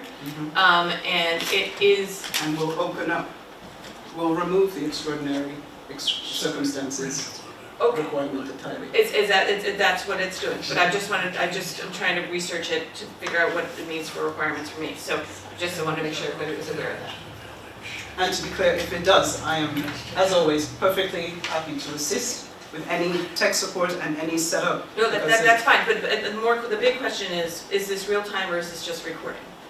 Because real So time. this What I have is just what we have currently. But and it's- for you to discuss whether it's real time or just recording, because the real time is where we have But the this is the being bombing recorded, issue. this is being recorded right now, right? By Panda. Because, no, in the No. Zoom. No, it's not, because Panda's here. I see, so we don't record for, monthly, for the monthly board meeting. I see. Because they're here, That's a Panda. yeah. I see, okay. So that, just for you to discuss whether it's real time or, because if it's not real time, the bombing doesn't happen. Yeah, Right, that completely obviates that whole How would need you, for And that's why concern it on goes back to spirit. what is it that we're trying to accomplish? What's the goal? Right, so if it's just to have a recording available after the meeting, then There are that different ways to do seems very When- easy compared to the task of having a safe, live, interactive meeting where we would have to but monitor. Craig, in terms of access, and again, this is, public business, public access, Yeah, was to mirror the experience of coming. So people don't come, but they might come if they were at home and all they had to do was link and attend during public comment, and they would just be removed from mute just in that section, just the way we do it in real life.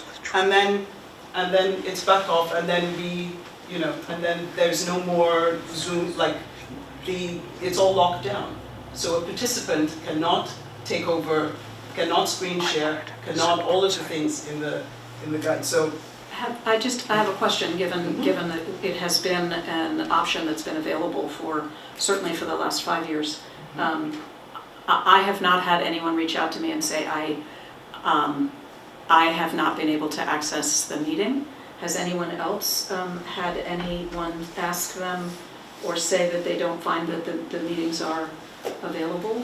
I'm so sorry.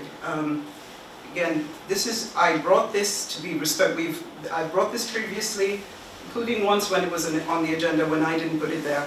And I think that this is important. I think that we can affirm, a yes vote on this would affirm that the public has the right to observe our discussions and deliberations and actions that happen in this room. No vote will be, you can express that you do not agree that the public is welcome to observe discussions and deliberations that happen in this room. And if there's not a second, to me, that The public sounds... is always welcome in this room, just for the record. We always, Okay, they're always allowed to come and sit and watch us, and Yes, they are and legally that's the third allowed. recital, that not everyone can. I just want, Whereas many if village someone votes residents- no, it's not that we are anti the public watching us do this work. Of course we're Yeah. not. That's, Okay. okay, sorry, so I'm moving the resolution. This is 2 seconds so that we can move on and then it's put to bed because it's a decision. can that I the just board- ask you yes. one thing? I don't want to be contrary, but I just want to say one thing. It's a hypothetical. Sure. If we hit record Mhm. at the beginning of every board, let's just say it was just this kind of board meeting. We hit record, I know how it works, it creates a cloud recording. Mhm. That recording can then be downloaded and deployed anywhere, on our website, on wherever. Deployed?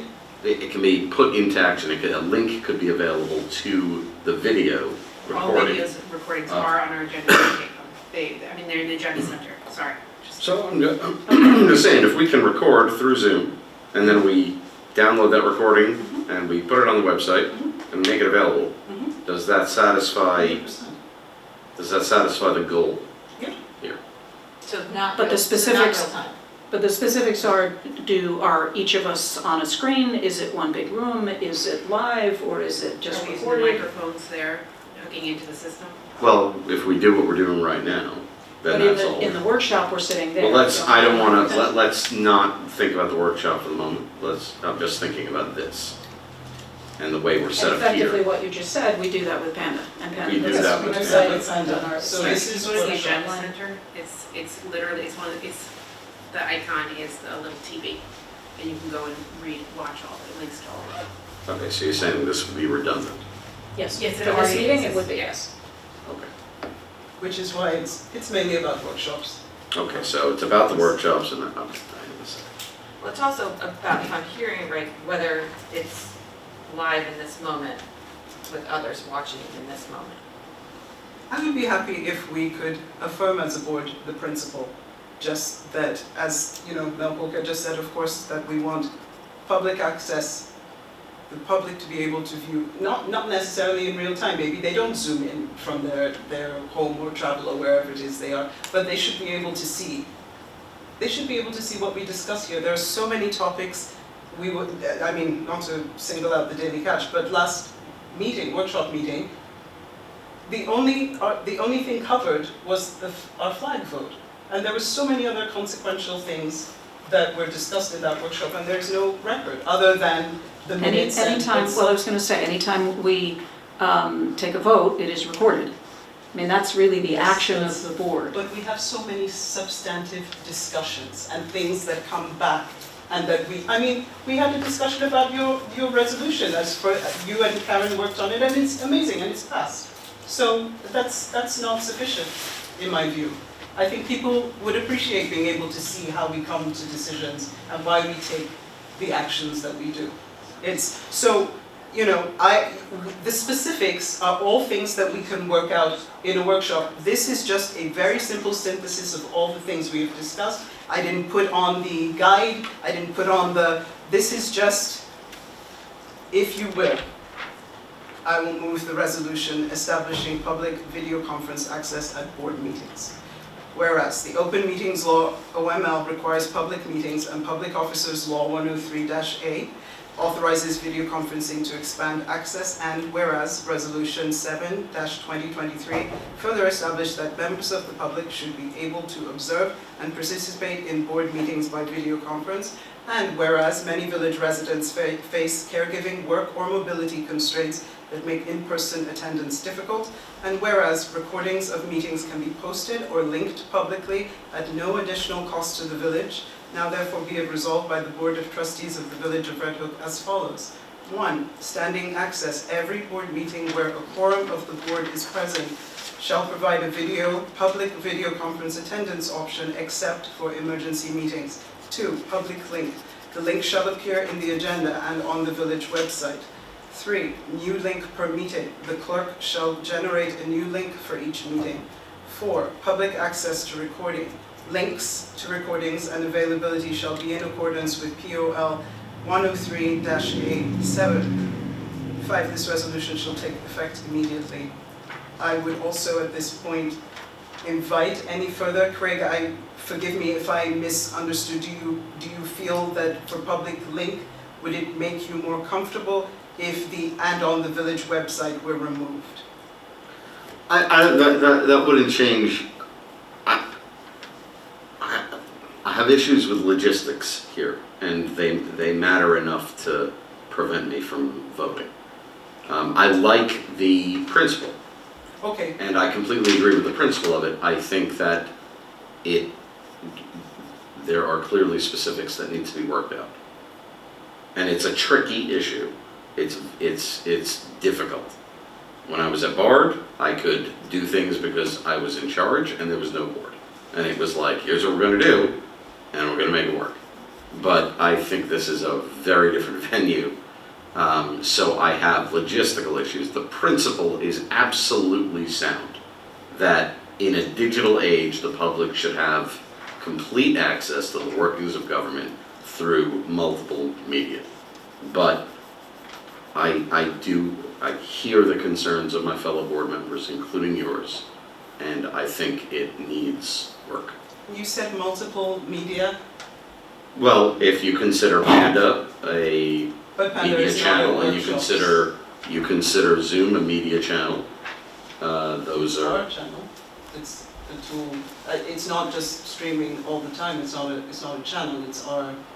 Okay. well, I mean channel, I'm sorry, I worked in advertising for a while, and digital advertising, channel is a technical term. Just as a, yeah, so like I said, there are mechanics here that I'm not comfortable with, while the principle I'm 100% aligned with. Is there a way that I could receive, because this has come before the board before, is there a way I could receive in writing, or like, I mean, I guess I could watch the Panda later. Like, I have tried my very best to address all of the things that have come up with previous, Well, we just had this conversation where we were not gonna include the second whereas, and you read it. okay. I'm just saying that we have Oh, discussions, I, and we talk about it, we come to an understanding, and then the same thing comes back to us as if we didn't well, have a because discussion. I never moved it at the time, and I was working on it, and this is what I have moved, and just the cancellation of the I'm- second, we You just asked, did it, you so. asked, I'm sorry, no. I shouldn't have been, Yeah, I'm but sorry. like, So I Fran, would strike that. you've made this motion. with the line struck, well, I don't know that it changes anyone's view. Yes, I have made the motion. You've made the motion as you read it, No, I will make it now with that line struck. and that line being the second Whereas whereas. the resolution 7-2023 further established that members of the public should be able to observe and participate in board meetings. So Fran, you have made that motion. Is there a second? With no second, we will move on. Okay, the last item on the agenda is Craig, school lighting. Or, sorry, Oh. general business, not the last item. Yeah. Got that done. Okay, so this is based on my recollection, but I got a call from a constituent while I was working at my shop in Hudson, so it was a little tricky to navigate. But it was somebody I know from the village who had mentioned that they were frustrated by the, there was supposed to be the planning board meeting regarding lights at the school. They ended up not having that submission. They took it back. We had a conversation. She was concerned about the lights and concerned about not being heard by the village about the light situation. And then, you know, I suggested to her, based on my experience and conversations here, you can reach out to the district. They have apparently been very responsive. Other people have gone, they've been very skeptical, very critical. They have come away satisfied. It seems to me that the district does have its own purview, but it did occur to me in the conversation. And I never like opening cans of worms, because there are plenty of worms already. But it did occur to me that you have a district-wide vote, which is a tally of people's opinions on the lighting from across the town and across the district, which probably does not really neatly align with the town. I know people in Columbia County, maybe they're not in the district, but they go to Red Hook. They are. Okay, so they are. So you've got people who are well outside of the village who voted for the lights. The problem that I see and the frustration that I heard from this particular person was that as a village resident, her voice was going unheard, because regardless of her voting in the district and regarding of the district vote, that district vote reflects the district, it does not reflect the village. And the school is within the confines of the village, and it is, and I thought back to all of the swim meets that I would drive my son to. I thought back to my good old GW Hewlett High School in wonderful Hewlett, Long Island. I say that with a little bit of sarcasm. But I thought of all of the schools that I've been to, and while the elementary schools were nestled in small areas with houses right around the high schools where a lot of the action happens, all had a ton of property and were not really close to residential in terms of literally right there. Our high school is. And it occurred to me the question, are the village residents being appropriately represented in the conversation about the lights?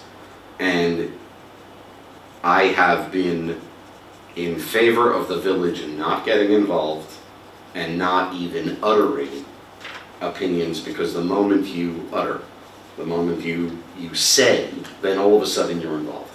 And that muddies the waters, and it maybe creates confusion in terms of a hierarchy of who's making the decision here. But I do see validity in her point that village residents specifically are not being entirely represented as to the effect of the lights on village residents. So I don't know where to go from there, but I thought it was, she made the effort to call me. I asked her to write me an email. She did not. I think she is, she's been on this earth a bit longer than I, and maybe not as comfortable with digital channels. But the concept came to mind that because the field in question is close to residents of the village and the school is in the village, do we have an obligation to stand up for village residents specifically? Because in a district-wide issue, who's looking out for the village residents who are also in the district? Yeah, I guess there are two things that I would just say to that, and at our workshop meeting, I had said I would reach out to the school and maybe facilitate a meeting. I will tell you that they are otherwise engaged, so that kind of threw that whole idea off. But I think it's important for people to understand that the school really has been very responsive to all of the village residents who have reached out. They have had meetings with the superintendent, the assistant superintendent, the lighting company, the architect, and they have made adjustments. And so I'm sorry that people feel they haven't been heard. Talking to the village isn't the place where they're going to get what they need. What they need is to understand the project and make their specific request of, this is an issue that I am concerned about affecting me. And the school is the one who has the information to share about how it's going to work, how, it's actually rather fascinating. And so, and there are representatives on board. And so they do have access, and as we know, we don't get emails and phone calls from 2,000 people, we get them from a handful. Yeah. And so you can make your voice heard by reaching out to your representative. And I guarantee you that they have the same perspective we do of, wow, I really want to think about that, how can I represent that person? So I think it's really important to reiterate that there is representation. In the vote, it is correct, it's the whole district-wide vote. But when it comes to a specific issue that's affecting you there in the village, and there are also laws associated with how a school can operate. And many of them don't give us as a village the authority to regulate certain things. I don't know the details of that, and I'd be happy to find out what those details are, but there's certain things that even if we all said, man, that's the worst thing ever, we don't have the authority to make a difference other than our voices as village residents and school district residents. So I think it's important for, this person to reach out to the school. I will say that for the older generation that may not like digital things, I have received several handwritten letters over the last several years, so that is always an effective. And sometimes you get more emotion out of the letter when it's handwritten, having just received one. And so yes, I think it's our role to represent the village, but I also think that there's certain things that we are, certain roles that we're imbued with and others that are not. And so in this particular situation, I think it was made more confusing by the planning board taking it on and then not. Mm-hmm. And that I think is what led to a lot of the confusion, because had the planning board from the beginning, or had the school attorney from the beginning said, no, actually we don't have to go this route, that would have eliminated some of the, but wait, I wanted to speak here. And so that's an unfortunate path that went down, and it took the school a little bit to realize that they had an option to go a different way and chose to. If I may just jump in, I've heard a decent amount of concern about this as well, and it crosses my mind as well for a lot of different reasons, as something to consider. So to that point, I personally had reached out to a member of the school board who I have a personal relationship with, and brought it up, wanted to see how it landed with them. They articulated what you just said, Mayor, that they're pretty busy at the moment, but she did communicate that I should go back to the Panda recording of the recent school board hearing and see that this point, I guess somewhere in there, is brought up, and Erin Hayes makes a statement about an intention to have some sort of conversation with village residents. This person couldn't remember exactly what it was. She's going to try to find the link for me. I'll try to find the link. I'm also putting that out there for us all, that maybe we can find that link and find that moment. Because I think there could, in theory, once they're through this debacle that they're in, could perhaps stomach a conversation around this in which the village residents are heard, etc.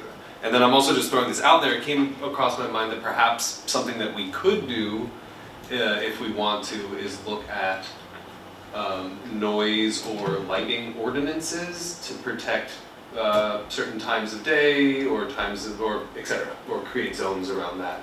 Just so that could be something we do to help if we're concerned. I feel like part of this was that someone reaches out personally, and I feel like it's important to bring their voice here. I had met her once before in regards to this position, and she made the effort to call me, and I wanted to bring it to the attention. But I also find these responses very satisfactory, and I think she also should endeavor to get in touch with the school board. And I mean, the resources are there. And sometimes you have to do that, but I think it's good that at least she is heard through a representative. Can I Please, go ahead. just to say that one of the things that's so wonderful about the village is we live so close together. So like neighbor things can be really wonderful, but it can also be really hard, So it's like, it's a neighbor issue really that's happening, yeah, and it's like. That's how she introduced herself. She's like, "It's your neighbor," and I'm like, "Oh, hi," and I'm like, "Of course I'll say something." Yeah, so it's important. I mean, if there is a way that a conversation can happen so that people feel neighborly together, that would be great, and yeah. And I was just going to add that part of our role, I see, is helping people understand where they can go and help them go there to have the voice or the concern that they have be in the right spot. So they may not know, you know someone on the school board, so for you it was easy, but someone else may not know anyone. They might not even know how to find who's on the school board. And so in that situation, it could be an opportunity to say, well, let me help you find a way to connect with a school board member so that you can get your voice heard. Because it's an education. I mean, it's not simple the way all the different things work. I mean, it's a little like our silly road system. Someone says, well, there's a pothole. And I have to say, well, is it Route 9? Is it Linden Avenue? Or is it Garden Street? Because who you talk to is different depending on which street that is. So, and why would you know that? You only know that when you have to deal with the problem. So I think that's part of our role as well, is to educate people as to how the different systems work. Eloquent. Great, thank you. Okay, just because it's on the agenda, our next workshop meeting is June 22nd at 6:30. And our next board meeting is July 13th, also at 6:30. And that leads us to department and committee reports. And that has us start with our treasurer. And we didn't set up the, Actually, Mary Beth? Mary Beth, why don't you stand over there and see if you can talk real loud? Do you want mine? Sorry, please go. Sorry? No, please. In the interest of time, I'd like to submit my treasurer's report dated June 8, 2026, reflecting the village's financial position as of May May 31st. Oh, You've all received it in your binder. It's uploaded to the website, so rather than reading each individual balance, I'd like to point out the two noteworthy Thank you. items on the report. The sewer fund, we list monthly expenses for the three funds in the payroll clearing account every month. But this month, travel and expenses, it's more like disbursements. The sewer fund had $234,620.34 in expenses or disbursements. That includes $205,000 that the sewer fund repaid to the general fund. And the general fund is listed as $369,112.78. And again, that reflects sending $200,000 that the sewer fund repaid the general fund back to NACLAS. So the monthly expenses are in line with what they typically are for both the general fund and the sewer fund varies, but the general fund is, that's in line. Any questions? Thank you for explaining Respectfully that. submitted. Yes, thank you very much. Motion to accept the treasurer's report. So moved. Thank you, Fran. Second. Second. Thank you, Craig. All in favor? Aye. Great. Okay. Oh, you know what? I didn't print out a copy. Thank you. I'm just noticing the time, and I just would be remiss not to say, let's go Knicks. All right, here we go. It's game 3. There you go. It doesn't matter till the last 2 minutes anyway. You'll be fine. Sewer expansion project. This includes the short-term upgrades. And Perry, I did not concur. I did not look at yours, so I don't think I'm saying anything. No, this is great. But Not just. redundant. Grant applications are coming up. Our intended use plan, IUP, was updated. We are on the intended use plan. If you want more information about that, we can talk about it at another moment. And then there's the Water Quality Improvement Project, WQIP, which is part of the consolidated funding application. That is due in July. It's usually mid to late July. And then the WIA grant, Water Infrastructure Improvement, is either July or September. They haven't announced that yet. The short-term upgrade design plans are due to the state DEC in July, and the sewer team will receive a copy for review shortly. The updated engineering report for the expansion project will be made available to the board shortly. It is 684 pages long, so I need to figure out with Jen how we make that available to you. Not really keen on printing out multiple copies of that, so and it's not easy to email, so we'll figure it out. And then the other is and just to go with that, the engineers have been working on this and they have submitted invoices. Those invoices will be paid for by the county grant, but the county grant is a reimbursement grant, so we have to pay them first and have the checks cash or clear, and then we can apply for reimbursement. The reimbursement is done on a quarterly basis, so the next wave for that will be September. And we can talk a little more about it, just the concept of it at our workshop. But just to give you a heads up, what I'm likely to propose is that we borrow the cash from the general fund to pay the invoices, to then ask for reimbursement. And then with a reimbursement request in September, we will have the money back by the end of the calendar year, and then repay the general fund back. The other way to do that would be to do a cash flow loan from a bank, but that also has fees associated with it. So in any case, that's likely the way that basically having money to pay the bills so that we can then get paid for them. And then last bit on that is we will be meeting soon to discuss the income survey. We had made a grand effort a year ago to do the income survey. All of those surveys are still valid. However, we didn't collect enough to qualify for the grant funding. And we do still have time to complete enough surveys. The benefit to doing this, it's not a go, no go on the project. What it is if the income surveys come back where the average income is below a certain level, a certain threshold, we would then qualify for hardship funding, which basically means we would get zero interest funding, which we don't currently qualify for. And that's a big difference in terms of cost down for the people on the expanded project. The other is WIA grants.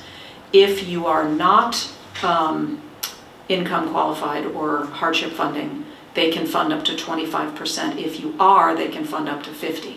So it's two important pieces of potentially reducing the costs that's related to that income survey. And What's if the I time may period? say, the engineer discussed that we were on track to qualify, we just didn't receive enough. But in theory, if we had received more, we would have qualified. We just didn't have enough numbers. The time frame is basically before they start to really review. So we have a couple months. Okay, but the reason why we had an issue last time was students weren't in their apartments Correct. and we're in that season again. Yeah, it's interesting, yeah. Yeah, Yeah, it doesn't mean that it will work, but yeah, just. it starts with that's looking a at bummer it. But there were also some buildings that were just empty. I mean, there were buildings that were vacant, not even just students have moved out. There was nobody there. There was a building I knocked on and they were still constructing the apartments. So, but that's why we're going to have a meeting, is to sort of regroup and see whether, and it really has to be knocking on doors.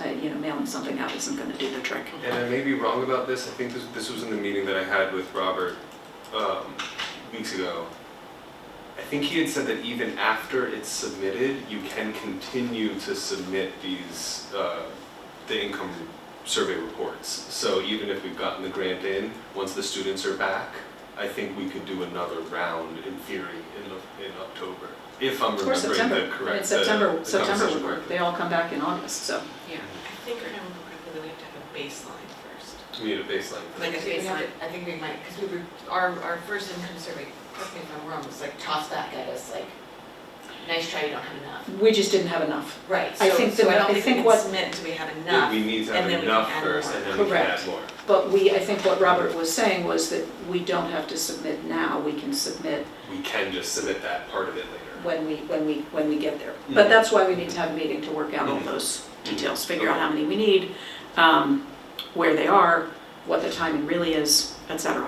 I also wanted to point out the IMG pathway, the intermunicipal grant pathway, and in May I did speak to Paul Kutcher at EFC. Karen and I had met with EFC in February about both the WIA grants that we unsuccessfully applied for last year and the possible IMG funding opportunity. So just keeping that on everyone's radar. The amazing thing about the IMG path is that we would qualify for 40% with no income survey, no qualifications required. It's 40% guaranteed versus a likely 25, 50 if you do qualify. But also, you are competing with a larger pool of people who are, if you're going based on income, you're competing with a larger, it's more competitive. Why are Whereas we the not going this- IMG, sorry, go ahead. No, please continue.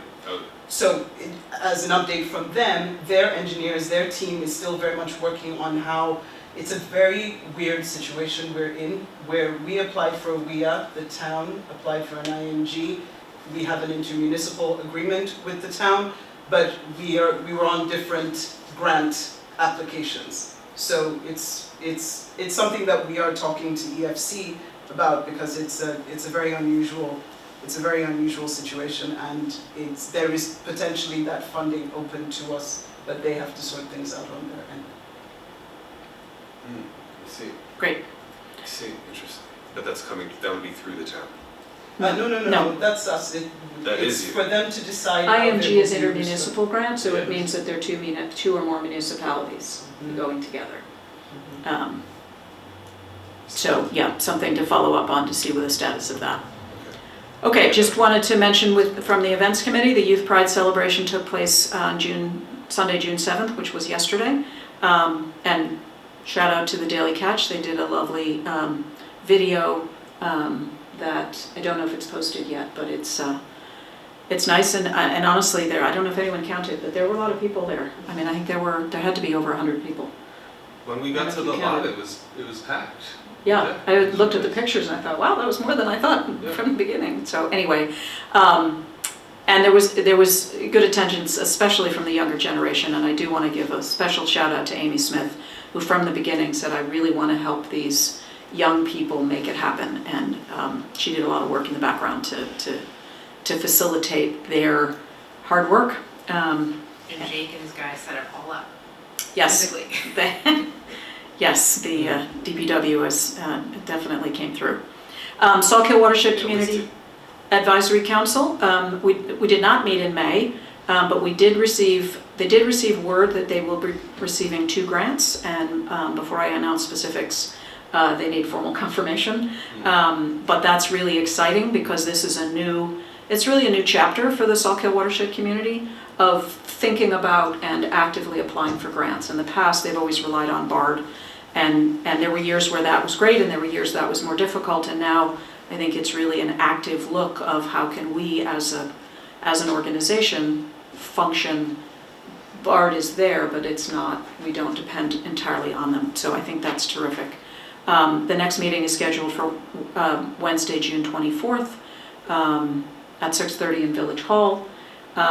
We did have Dutchess County Soil and Water, Brian Skorlik and 2 others came up, but that happened last week, which was June, so I'll report on that next. And then the last piece that I have here is Dutchess County Transportation Council.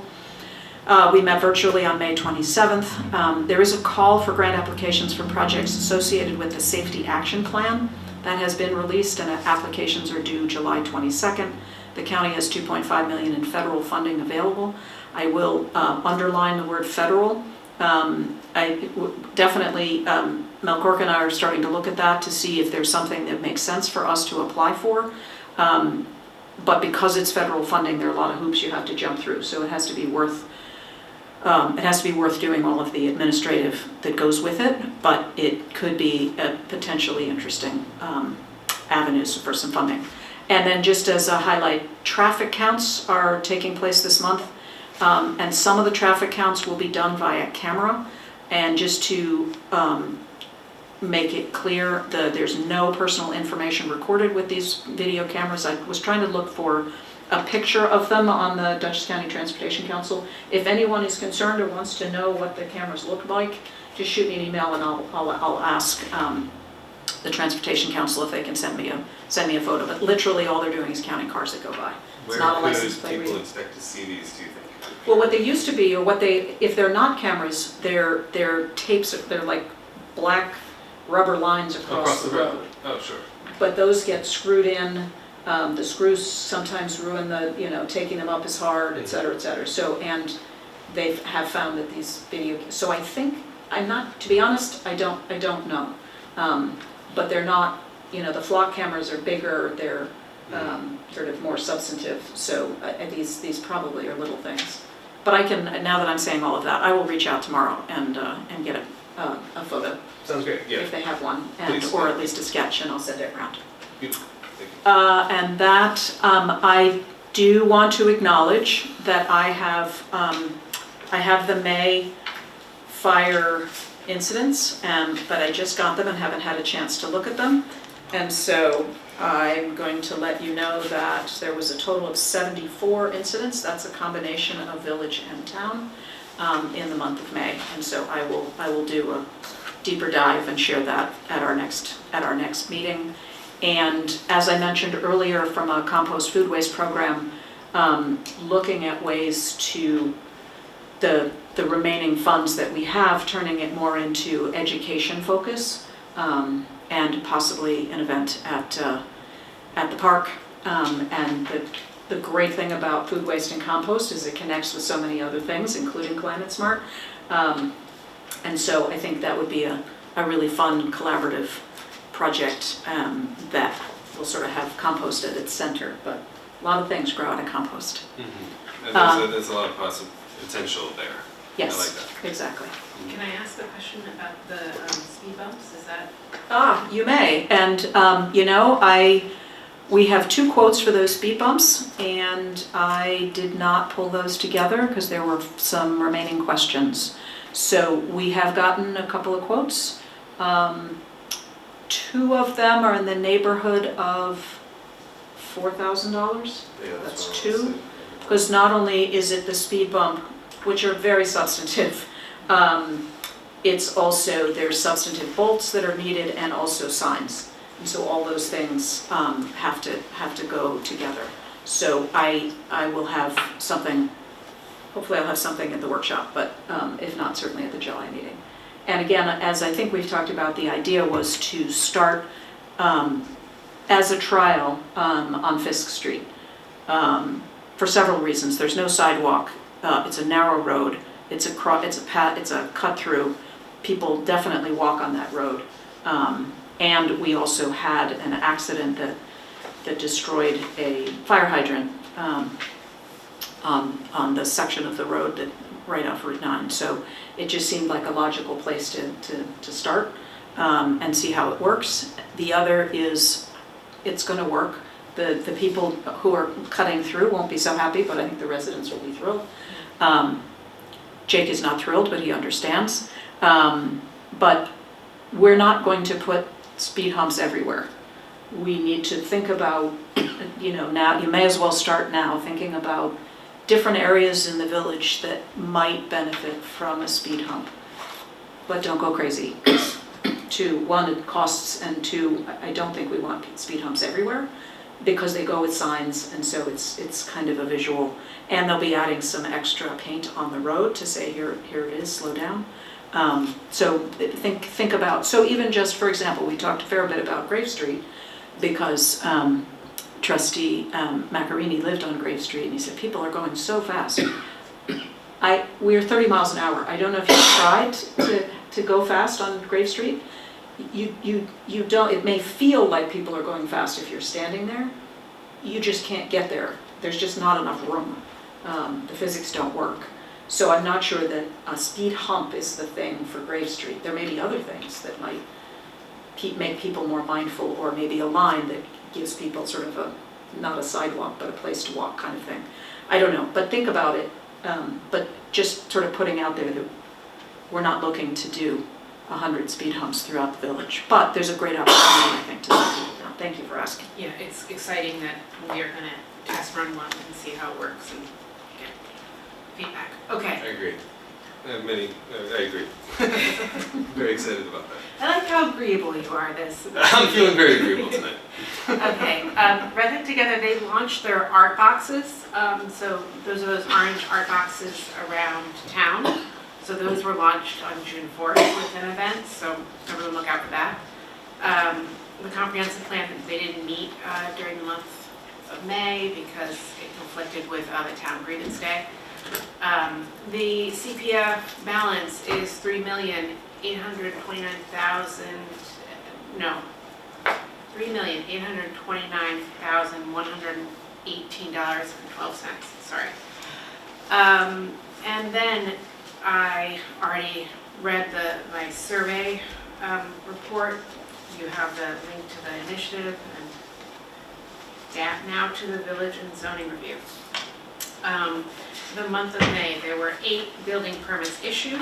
There were 6 certificates of compliance.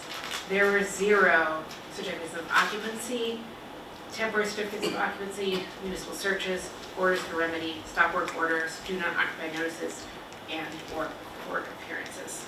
There is 1 complaint at 54 Elizabeth Street that was unfounded and closed. There were fire inspections of the Bay Wright properties, North and South Broadway, East and West Market Street, all residential/commercial units completed. I just want to note, Yeah. that sounds really short and easy. That was an enormous lift to do fire inspections for all of Bay Wright properties. Yes. Sure. Just want to give a shout out to Tom, our fire inspector. That was a lot of work. And also it's super important for the safety of renters and the safety of that we do that and that things are checked in on and made sure. But if you know of an apartment that you don't think is legal, report it because it's really dangerous. Planning board actions, May 14th, 2026 meeting. Site plan application for 31 East Market Street was tabled to June 11th, 2026. Site plan application for signage for property located on 7508 North Broadway is tabled to June 11th, 2026. Site plan signage approval granted to the property located at 7562 North Broadway, which is a freestanding signage for WKZE. Zoning Board of Appeals, at the May 28th meeting, there's an area variance granted for deer fence going from 8 feet to 10 feet at the property located at 25 Fisk Street. That should be 6 feet to 8 feet. Because the I thought so, Yeah, based that off of means my 6 to 8, understanding. yeah, I think that's wasn't sure. 6, I it's remembered because correctly. 6 feet is allowed, Yeah. and it should be 6 to, what was Okay. approved was 8 feet for the, 8 feet high for the fence. So we will amend my report. Mhm. And then for the month of May 2026, the total income to the building department was $2,743.50. And moving on to the police, for the month of May, there was 445 incidents. Wow, Seems like a lot, yeah, yeah. comparatively. The village of Red Hook, there was 274, the town of Red Hook was 157, and the village of Tivoli was 14. There were 86 water tower checks, 61 uniform traffic tickets, 1 parking ticket, and 6 arrests. I'm not gonna read the breakdown of all the different tickets, but the village has a couple of questions. And that's it for my reports. Seems like a good time. Am I good? Okay, yes, sorry, go, That's okay. yes, I was just looking at the, trying to figure out why it was so high. Trustee Yeah, Uku, yeah, no, since you John want to wants go to back and There were- seize the mic. please do. take it away. Okay, so thank you. I wanted to share a few personal greetings and thoughts for your reflection. To clarify, this is Uku speech, not board speech.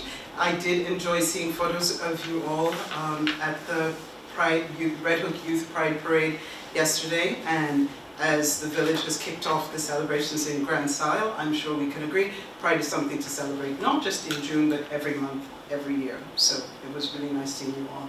I would also like to wish everyone a good Juneteenth. June 19th marks the day in 1865 when news of emancipation finally reached the last enslaved people in Texas, 2.5 years after the Emancipation Proclamation. It feels particularly timely in the lead up to our marking of the 250th anniversary of our nation's founding next month. It's 2 dates worth holding together. On to my reports. So Highway Department, I have in the month of May, contaminated recycling charges hit $24.20 in May, which is up from March and April, with the bulk being from 1 pickup on the 26th. Total materials management expenses for May are $1,751.27. Revenue for May, including tax sales and the Tivoli garbage contract, was $6,604. Garbage tag price increase took effect June 1.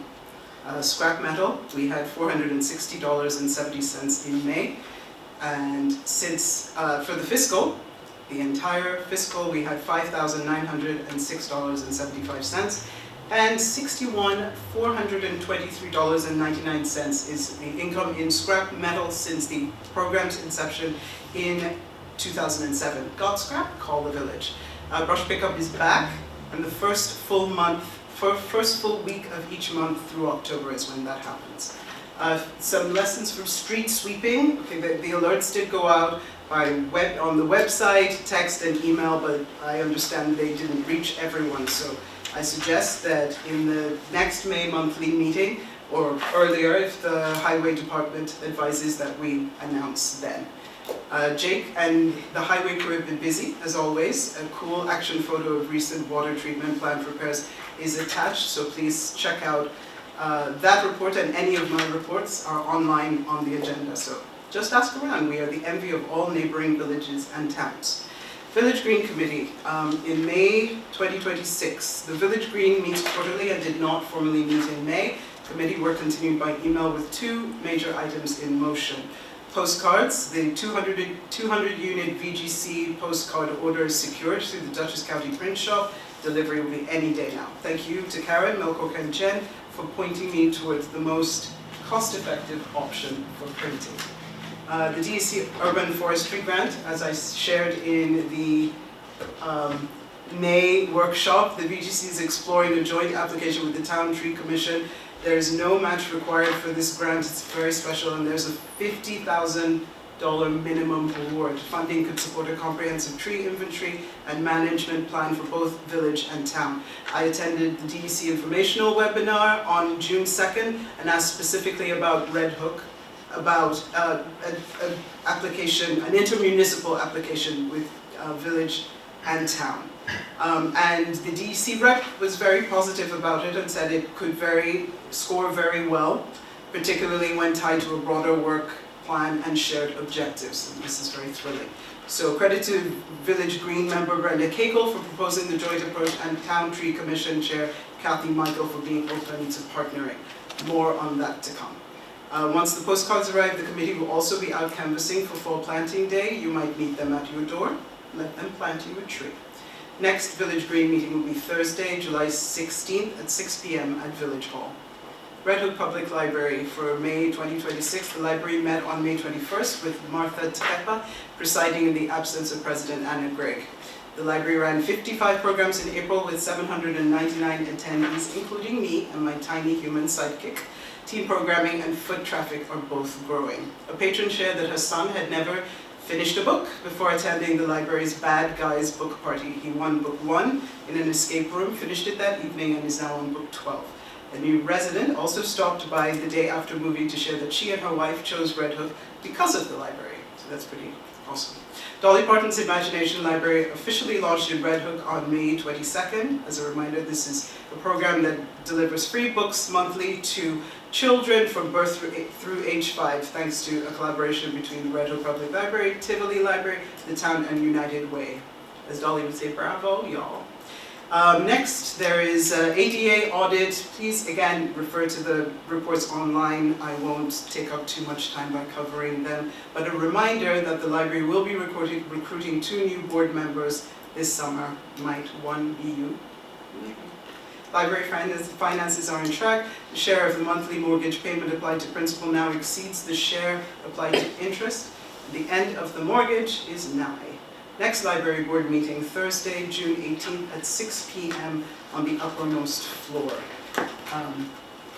Respectfully submitted, and also a question, since we did appoint 2 directors to the, well, a primary director and an alternate, I would be very interested in hearing from them, given that we do fund Panda, and I'm volunteering to serve as Panda liaison unless someone else is happy to take that on. But I would like to keep abreast of what they are. That's an interesting idea. Let me look at, because it's a little different because their meetings are not open to the public, I don't believe. But I don't mean about going to their meetings, just reporting, like they can send, like I don't physically have to be at the meetings. It's just kind of a line of connection. Right, let me double check the, The official point person. yeah, let me just double check what, because there may be something already in the bylaws or something, so. Not for a I'll take liaison that. to our board though, this would be us. It's not to do with them, this is us wanting to not keep tabs, but I mean, essentially, just keep an eye on what they're doing, not like we would be imposing a liaison on them. Although Eric has said previously there has been a Panda liaison. It's just, yeah, it's something I'm offering. Okay. I'll bring it back at the workshop if that makes you more comfortable. Last month I asked you who was stepping down from the library board. Did you get that information? No, Oh, I mean, I did. I did, but we're in public, like on the record, like it's not something that they may be wanting to share, like if. Oh, I think it's public. I mean, it's the 2 people whose terms are ending.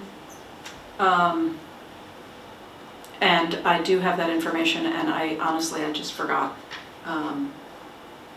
So I'm happy to share. I'm happy to share because I got confirmation from Alex. Okay. Great. Because we have a record. We have been keeping a record for the last few years of whose term is when, so that we know, so. So just to clarify, you're not going to meetings, you're having the director send you a report? No, I meet with Alex in the event that I am unable to attend, and I couldn't attend this most recent. The first one I couldn't attend because it conflicted with Village Green. This last one, I was out of the country. Okay, okay. Okay, moving on. Trustee Allen. Here we go. Okay, sewer report. Since our last meeting, only one sewer alarm has gone. I won't read this verbatim so that we can save on time, but it is linked for anybody to read. I will just say that only one sewer alarm has gone off since our last meeting. It was located at the Village Restaurant. Due to excessive sludge buildup in the tank. This was not an emergency, but it does demonstrate, as a public call, the importance for anyone to call when an alarm is going off. Unfortunately, the system does not notify us. We need to be notified via the phone. So please just make sure that happens. And just to sort of add to that, the DPW staff does go around and check the tanks, et cetera. So the alarm goes off when there's an exceptional, something happened that's not supposed to happen. Exactly, something was And they're happening. loud. They're allowed, yes. This past Friday, I personally took an in-depth tour of the wastewater treatment plant with Les Kuhn of H2O Innovations and Jake Smith of our Public Works Department. It was illuminating and quite fun, actually, just for me personally. I am happy to share anything from that experience, but I can just say broadly that I was shown nuts and bolts from the beginning to the end how it goes. They showed me every single test they run. We were there for 2.5 hours. It was quite interesting.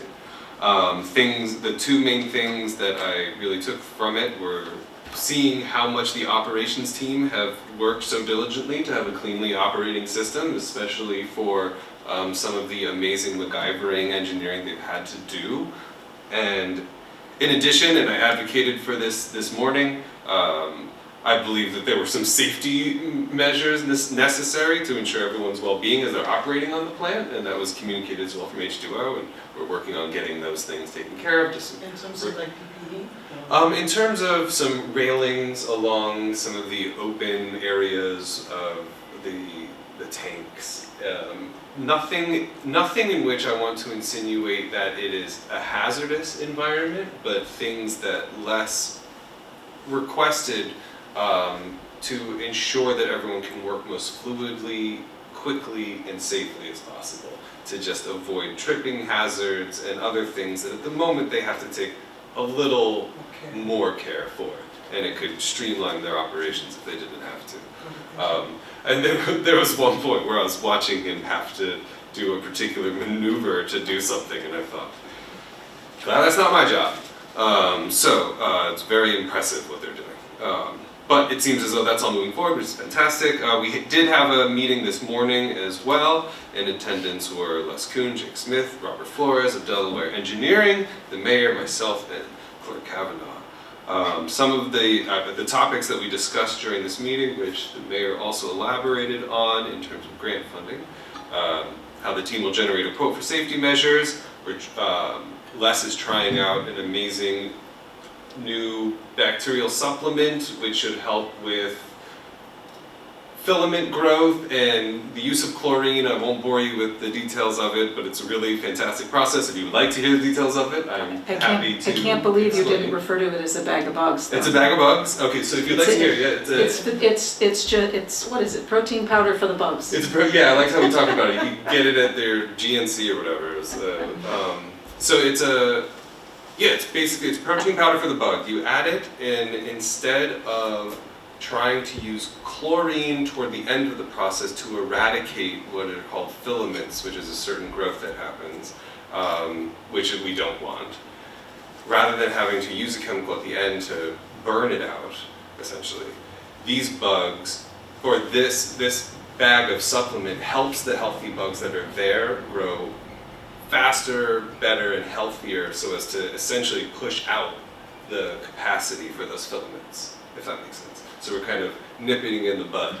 Almost like, for me as a gardener, I like to think of it as that we're planting enough to avoid the invasive species rather than having to, get out our weed killer sort of thing. Did I articulate that? Do you think? Yeah, we got that? All right, fantastic. See, I'm getting it. I knew it would take me a couple months, but now I think I understand the sewer.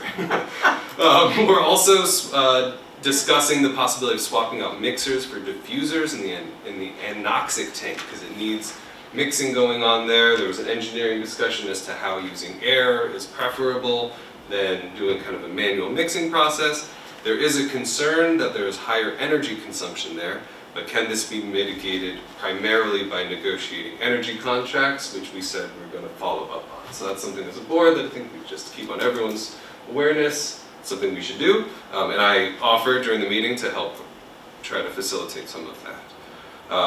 We're brainstorming some plans to avoid pipe freezing come this winter, as that was an issue. We discussed the importance of the income survey, and props to Jen, she has been incredibly busy trying to figure out the complexities of how we can do our billing. Because of the different mechanisms between how many meters per certain parcels where there's one tank, etc., it's not as simple as we would like it to be, and Jen's working very hard on it, and thank you so much for that. This is just for me, the final question. I'm still just curious as we move forward. This doesn't have to be answered now, it's almost a rhetorical question. If we could keep developing financial projections for the expansion with and without various associated developments. Can I ask a question? Yes. Have you ever considered doing what you just did, explaining the sewer stuff on a video?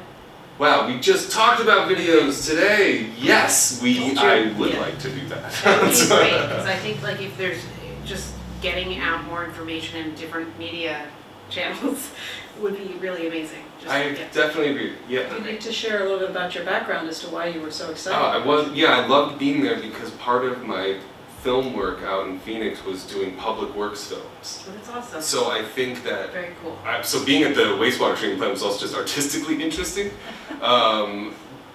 So I'm passionate about that idea. That's great. I know. It's like an oxymoron right there. I like every DOT video, so I'm a nerd. on that Fantastic. too. Yeah, no, That's so you awesome. get it for sure. Yeah, that's great. I would like to brainstorm some of Yeah. that, see how we can do it. Yes, very much. And I think maybe we can even expand it out to other things, not just the sewer. Could be a cool thing. All right, so that's that for the sewer, unless there are any other questions. I'm happy to answer. I just this one where you have the follow-up questions about, I was unclear as to who is that directed? I suppose it's directed to the board at large. It's more of a rhetorical question of me feeling that that's important. I think in terms of just the public conversation around the sewer and public understanding around the sewer. Do we have those? If not, can we create those in a way that's digestible for the public? So I would say, because when I read that question, I wasn't quite sure, it led to more questions. I think it's an opportunity to understand a little bit more about what you're talking about and understanding what information we have today that we can work something out. Because yes, financial projections are part of, and there are, I believe there are some in the engineering report.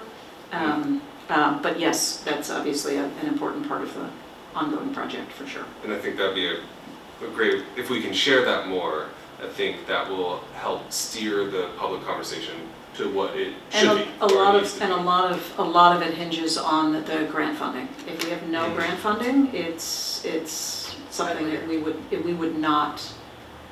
just couldn't do the project because it would be too costly per parcel, if you will. And so it just looks better depending on how much grant funding you get in terms of what it's going to cost an individual user being added to the sewer. Sure, that makes sense. And as we discussed this morning, the goal is to have it be the same as what people are paying now. I don't think there's a grand notion that it's going to be less, but yes, we can certainly. The other is you don't know how much it's going to cost until you actually put the project out for bid. That's the other piece that Sure. will That stay makes out sense. there until it happens. Mhm. But yeah, so there's some initial financial projections, and certainly more can be done and will be done. If it's useful to you as well. Yes. Mary Beth has been helpful in assisting me with data. I've been attempting to build some of these financial projections based only on records we have available. She just gave me the sewer dump. And we all have things we're geeky about, and my geeking is data related. And so I have some of these already based on last year's budget, based on the upcoming budget. It's all publicly, it's just sourced from publicly available stuff. I built it with someone who likes me very much, who happens to be a data person, and it's all up already, like it's online, redhook.watch if you're interested. But it's all from publicly available. The budget, our minutes, all of that. Red Hook If it's- Watch. Yeah. And I just caution you in looking at that. If you use a year's worth of information, you will be including a portion of time when the plant was not operating optimally.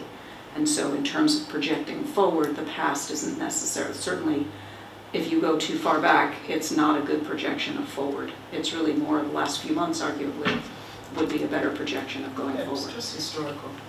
And what you're talking about, I think, is the expansion project, which is different than the existing project that we have.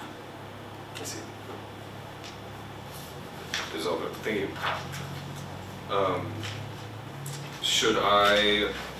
We ready for public spaces, or is there more? All right, sorry, let me turn here. I say that, but I was not prepared. Okay, at our last public spaces meeting, we reconfirmed all of the participating members for the reorg, the current things we're working on, with the amazing work that the Deputy Mayor just presented in terms of the Village Hall reconceptualization of the planning. We provided just an initial list of native plant recommendations that were salt tolerant, just to kind of get some of the conversation rolling. And we'll just keep following up with that in any ways that we can be of service. There's movement with the Abrahams Park revitalization. Unfortunately, I was sick for this meeting, but I think we need to share any details from it. But the mayor with the members of the committee were at Abrahams Park to discuss having mowed paths and letting the other grasses grow in to start engaging people with the space and showing them what it could be. We've also brainstormed signage that our fearless Abrahams Park leader Betsy Brower is moving forward in getting clever questions and other thought prompts strewn about the park and having, I think, local high school students paint them. So we'll have those going on I think soon. we've moved to middle school and Girl Scouts. Middle school and Girl Since Scouts. the high schoolers are, Oh yeah, they've little got other preoccupied, things. That's yeah. a solid point. We'll also just be continuing with our natural resource cataloging. Our next meeting is upcoming on June 15th. We'll confirm any new projects that we would like to propose to the board in terms of moving forward this year, and most importantly, we will formally begin with our design intern from Bard, who will be helping us an immense amount over the summer. So our next meeting will be our first formal conversation with her, and we're very excited about it. Can I ask a question about the mowed paths? Yes. From what I understand, is there going to be mowed to where you're planning on putting in pathways to sort of see whether or not that's... I wasn't at the meeting, so I don't know exactly how it was determined, but it's less of, here's the exact plan and the Yeah. exact mapping, but more of, here's something it could be. Nice. What do you think could be here? Here's kind of just our first draft, not even an official draft, but just a step. I think I can give a little bit Please, of, the first part was to do a path around the perimeter of the park, Nice. because a lot of people will take the paved path and not realize that there's more to the park. And those paths are, I believe they're 10 feet wide. It's basically two, up and back. Yeah. I think up at the top on the right, as you're going north. I think the idea was to do sort of a rectangle. And I think there's a path cut between the front from Park Avenue, that first section is all mowed. And then from where basically where the benches are, and the neighbor's property ends, that's where the path goes around the perimeter, and then there are two paths cut through in the middle. And then the signs will be a little bit of a, what do you think? Just to start the thought process of what it might look like. And are people discouraged from walking on the longer grass? Not in any formal way. And also just to clarify, once the grass gets to 8 or 10 inches, they're gonna keep it. The intention is not to grow a meadow, but it's to have a differential between the one that's more mowed, but not to let it grow completely unwieldy. My point is that in planting, often you can tell where the pathway wants to be by seeing where people end up walking, and you might actually get very interesting markings in the tall grass, which is exciting. I agree. Absolutely. I agree, Ken. Okay, so you're done, So Trustee just Rupp? coming back to- Yeah, no, sorry, just coming back to yours, since I was looking for a second, and just coming back to sewer. So, Yes. so prior to you joining the board, so this may not just be a question for you, but also for possibly, well, other members of the board who may have information about it. So we used to have have reports also, I believe, provided by Les Kuhn, of any DEC violations, like event violations, and I haven't seen them. We Yeah, haven't we had haven't any. had it. The last one was February 24th, Great. Yeah. which you all have copies of, and it's on the Great. website. I have it, I just wanted to make sure. Mm-hmm. No, it's a good point to bring up, actually. Yes, it's worth, it's Mhm. worth. It's worth noting. Mhm. Trustee Rothstein, I stole your big thunder, I'm sorry, by putting Clemens No, earlier. I'm good. We're Almost done. Let's just We have a finish few up. things left, but. I just had the utility billing report, I think. I would just highlight in the water report, the total amount for the month, which is at the bottom there, the 7,592,000. Oh. What is this, first? Yeah, there you Yeah, It's very small. it is very small. Terrible eyesight. This is really, what is this, like negative fun? That's pretty small. So my glasses are all right. So it's 7,592,061 gallons for the month of May. Okay. And we have a chart that sort of tracks that. It's actually down from a year ago, May. We've been fixing a lot of leaks. And the picture that Fran had was actually of installing the check valve. I realized there were several things that were done water-wise, but the check valve was installed in the water treatment plant so that now water doesn't go back into the wells. And the only reason why it would do that is if there's a leak in one of the pipes from the well. And we discovered one of those, and that's when we realized there was no check valve. There should be. It was approved by the Department of Health. It's now been installed, and it's been painted. There are specific paint colors that are required. So cool. So that's why it's green, bright green. But anyway, so that's the only other thing that's key is we do water testing every month, and those and we test for coliform and E. coli, and those are all negative. Those are all negative. Yes. That's the other key thing. But yes, and then utility report. So utility bills issued at $1,420.78. Penalties and finance charges issues were $1,626.02. Utility payments received, $38,660.57. The re-levy unpaid on the property taxes was not. Accounts receivable outstanding to the village as of May 1st, $26,822. No bill adjustments. Thank you, Jen. Super. So you all should have in your extras there a budget adjustment. It's on two sides of the page. Most of these are actuals. There are some items still outstanding. So for example, the tax on adult use cannabis.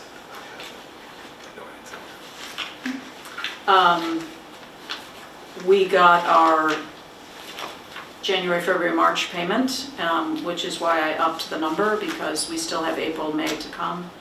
And also the sales tax, we got our January, February, March, and we still have April and May that will be added. So the net for the general fund, which is the first two pages, is 0. So all the revenue and the expenses balance out. On the water fund, same thing. For the sewer fund, it doesn't balance out. I believe that's because we had approved the interfund advance and ultimately the borrowing of the money, which isn't included here. So I did do my latest version of the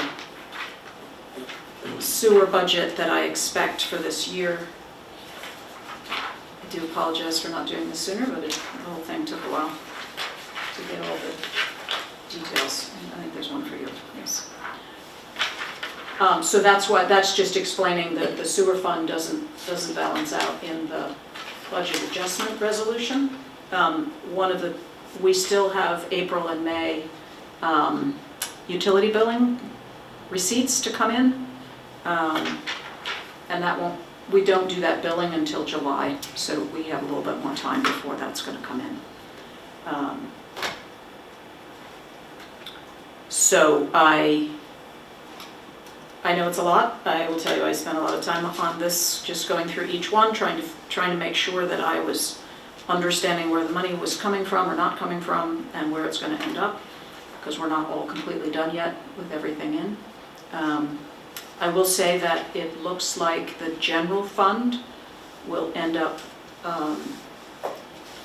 better than budgeted, i.e. I think we may not need to use the fund balance as much as we had budgeted. So that, before I say anything definitive, I think a little more information I need to get, but that is certainly a positive thing.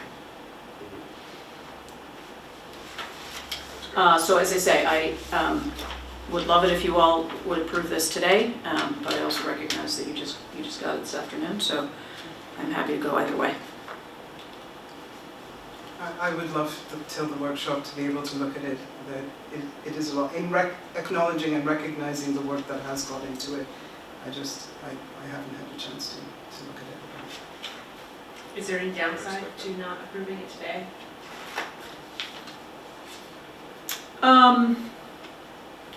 Well, not in the grand scheme of things. We, as the village board, when I first became mayor, what had been the practice was basically not making any adjustments until the end of the fiscal year. That is actually not appropriate.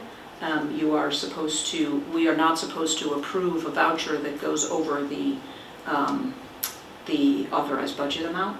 So technically there are some budget line items where we've gone over, and so we do need to rectify that. And one of the goals that I have, certainly in conjunction with Mary Beth, for this coming year is to be more on top of making those changes. The hard part is there's so many moving parts that every budget adjustment requires work on Mary Beth's part. So waiting another 2 weeks is not going to make a meaningful difference. Long way to answer your question, but I just want to put it in context that it's important to do, we need to do it. And so what we may have more information in 2 weeks, so if we do, if I do another one, I will highlight any differences that I'm proposing. But even from when I was doing this last week, got some information this morning on sales tax, for example. And I'm like, ooh, well, I can amend it for what's actual, so. But yeah, so I'm happy to, and any questions in the meantime, don't hesitate. Okay, and then we have voucher approval. So what I'm looking for is a voucher to approve, there were motion to approve vouchers. We do not have any prepaid invoices, so I'm looking for a motion to approve the audited vouchers as presented by the treasurer and detailed in the treasurer's June 8th, 2026, I'm giving this to you, report to be paid taking it if you're not giving it to in me. the amounts. General fund, $59,978.30. Water fund, $14,853.34. And sewer fund, $9,166.49. May I have a motion? So moved. So- Oh, sorry. No, you I'll got it. take Mel Corca I'll second it. and Terry as a second. All in favor? Aye. Oh, I did want to just make a note, there's a note that Mary Beth put, there are 2 invoices from Red Hook CSA that I've pulled from the list. The reason why I pulled that is because Red Hook CSA is related to the community solar that is behind the old highway garage, behind the water treatment plant. The way it has been working since that was first put in place is Red Hook CSA would be billing us for electric related to, and you're going to correct me when I get this wrong, related to that. As of March, it's either March or April, that billing is now consolidated within Central Hudson bill, and Central Hudson has added it's CGS, it's Community Solar something, Community generated. something, CG. Community distributed, CDG. Community distributed Whatever. stuff. Yeah. And that is supposed to replace the billing from Red Hook CSA. It's just Central Hudson said this is when it started, and CSA is still billing us. And so I've reached out to Red Hook CSA once I figured out how to get a hold of them, and they're looking into it. So that's why I pulled those 2 bills, because it's probable that one of them we do have to pay, the other one I don't think we should. So I just wanted to pull those to figure that out before we did. Anyway, long answer, but that was the one thing that was in that list. Otherwise, things are pretty straightforward. Okay, so we had a motion. Did everybody vote? Did I do that? Yeah. Yes, okay, Next. we're good. Okay, I have nothing for executive session. And so I take a motion to adjourn. So moved. Thank you. Second? Second. All in favor? Aye. Aye.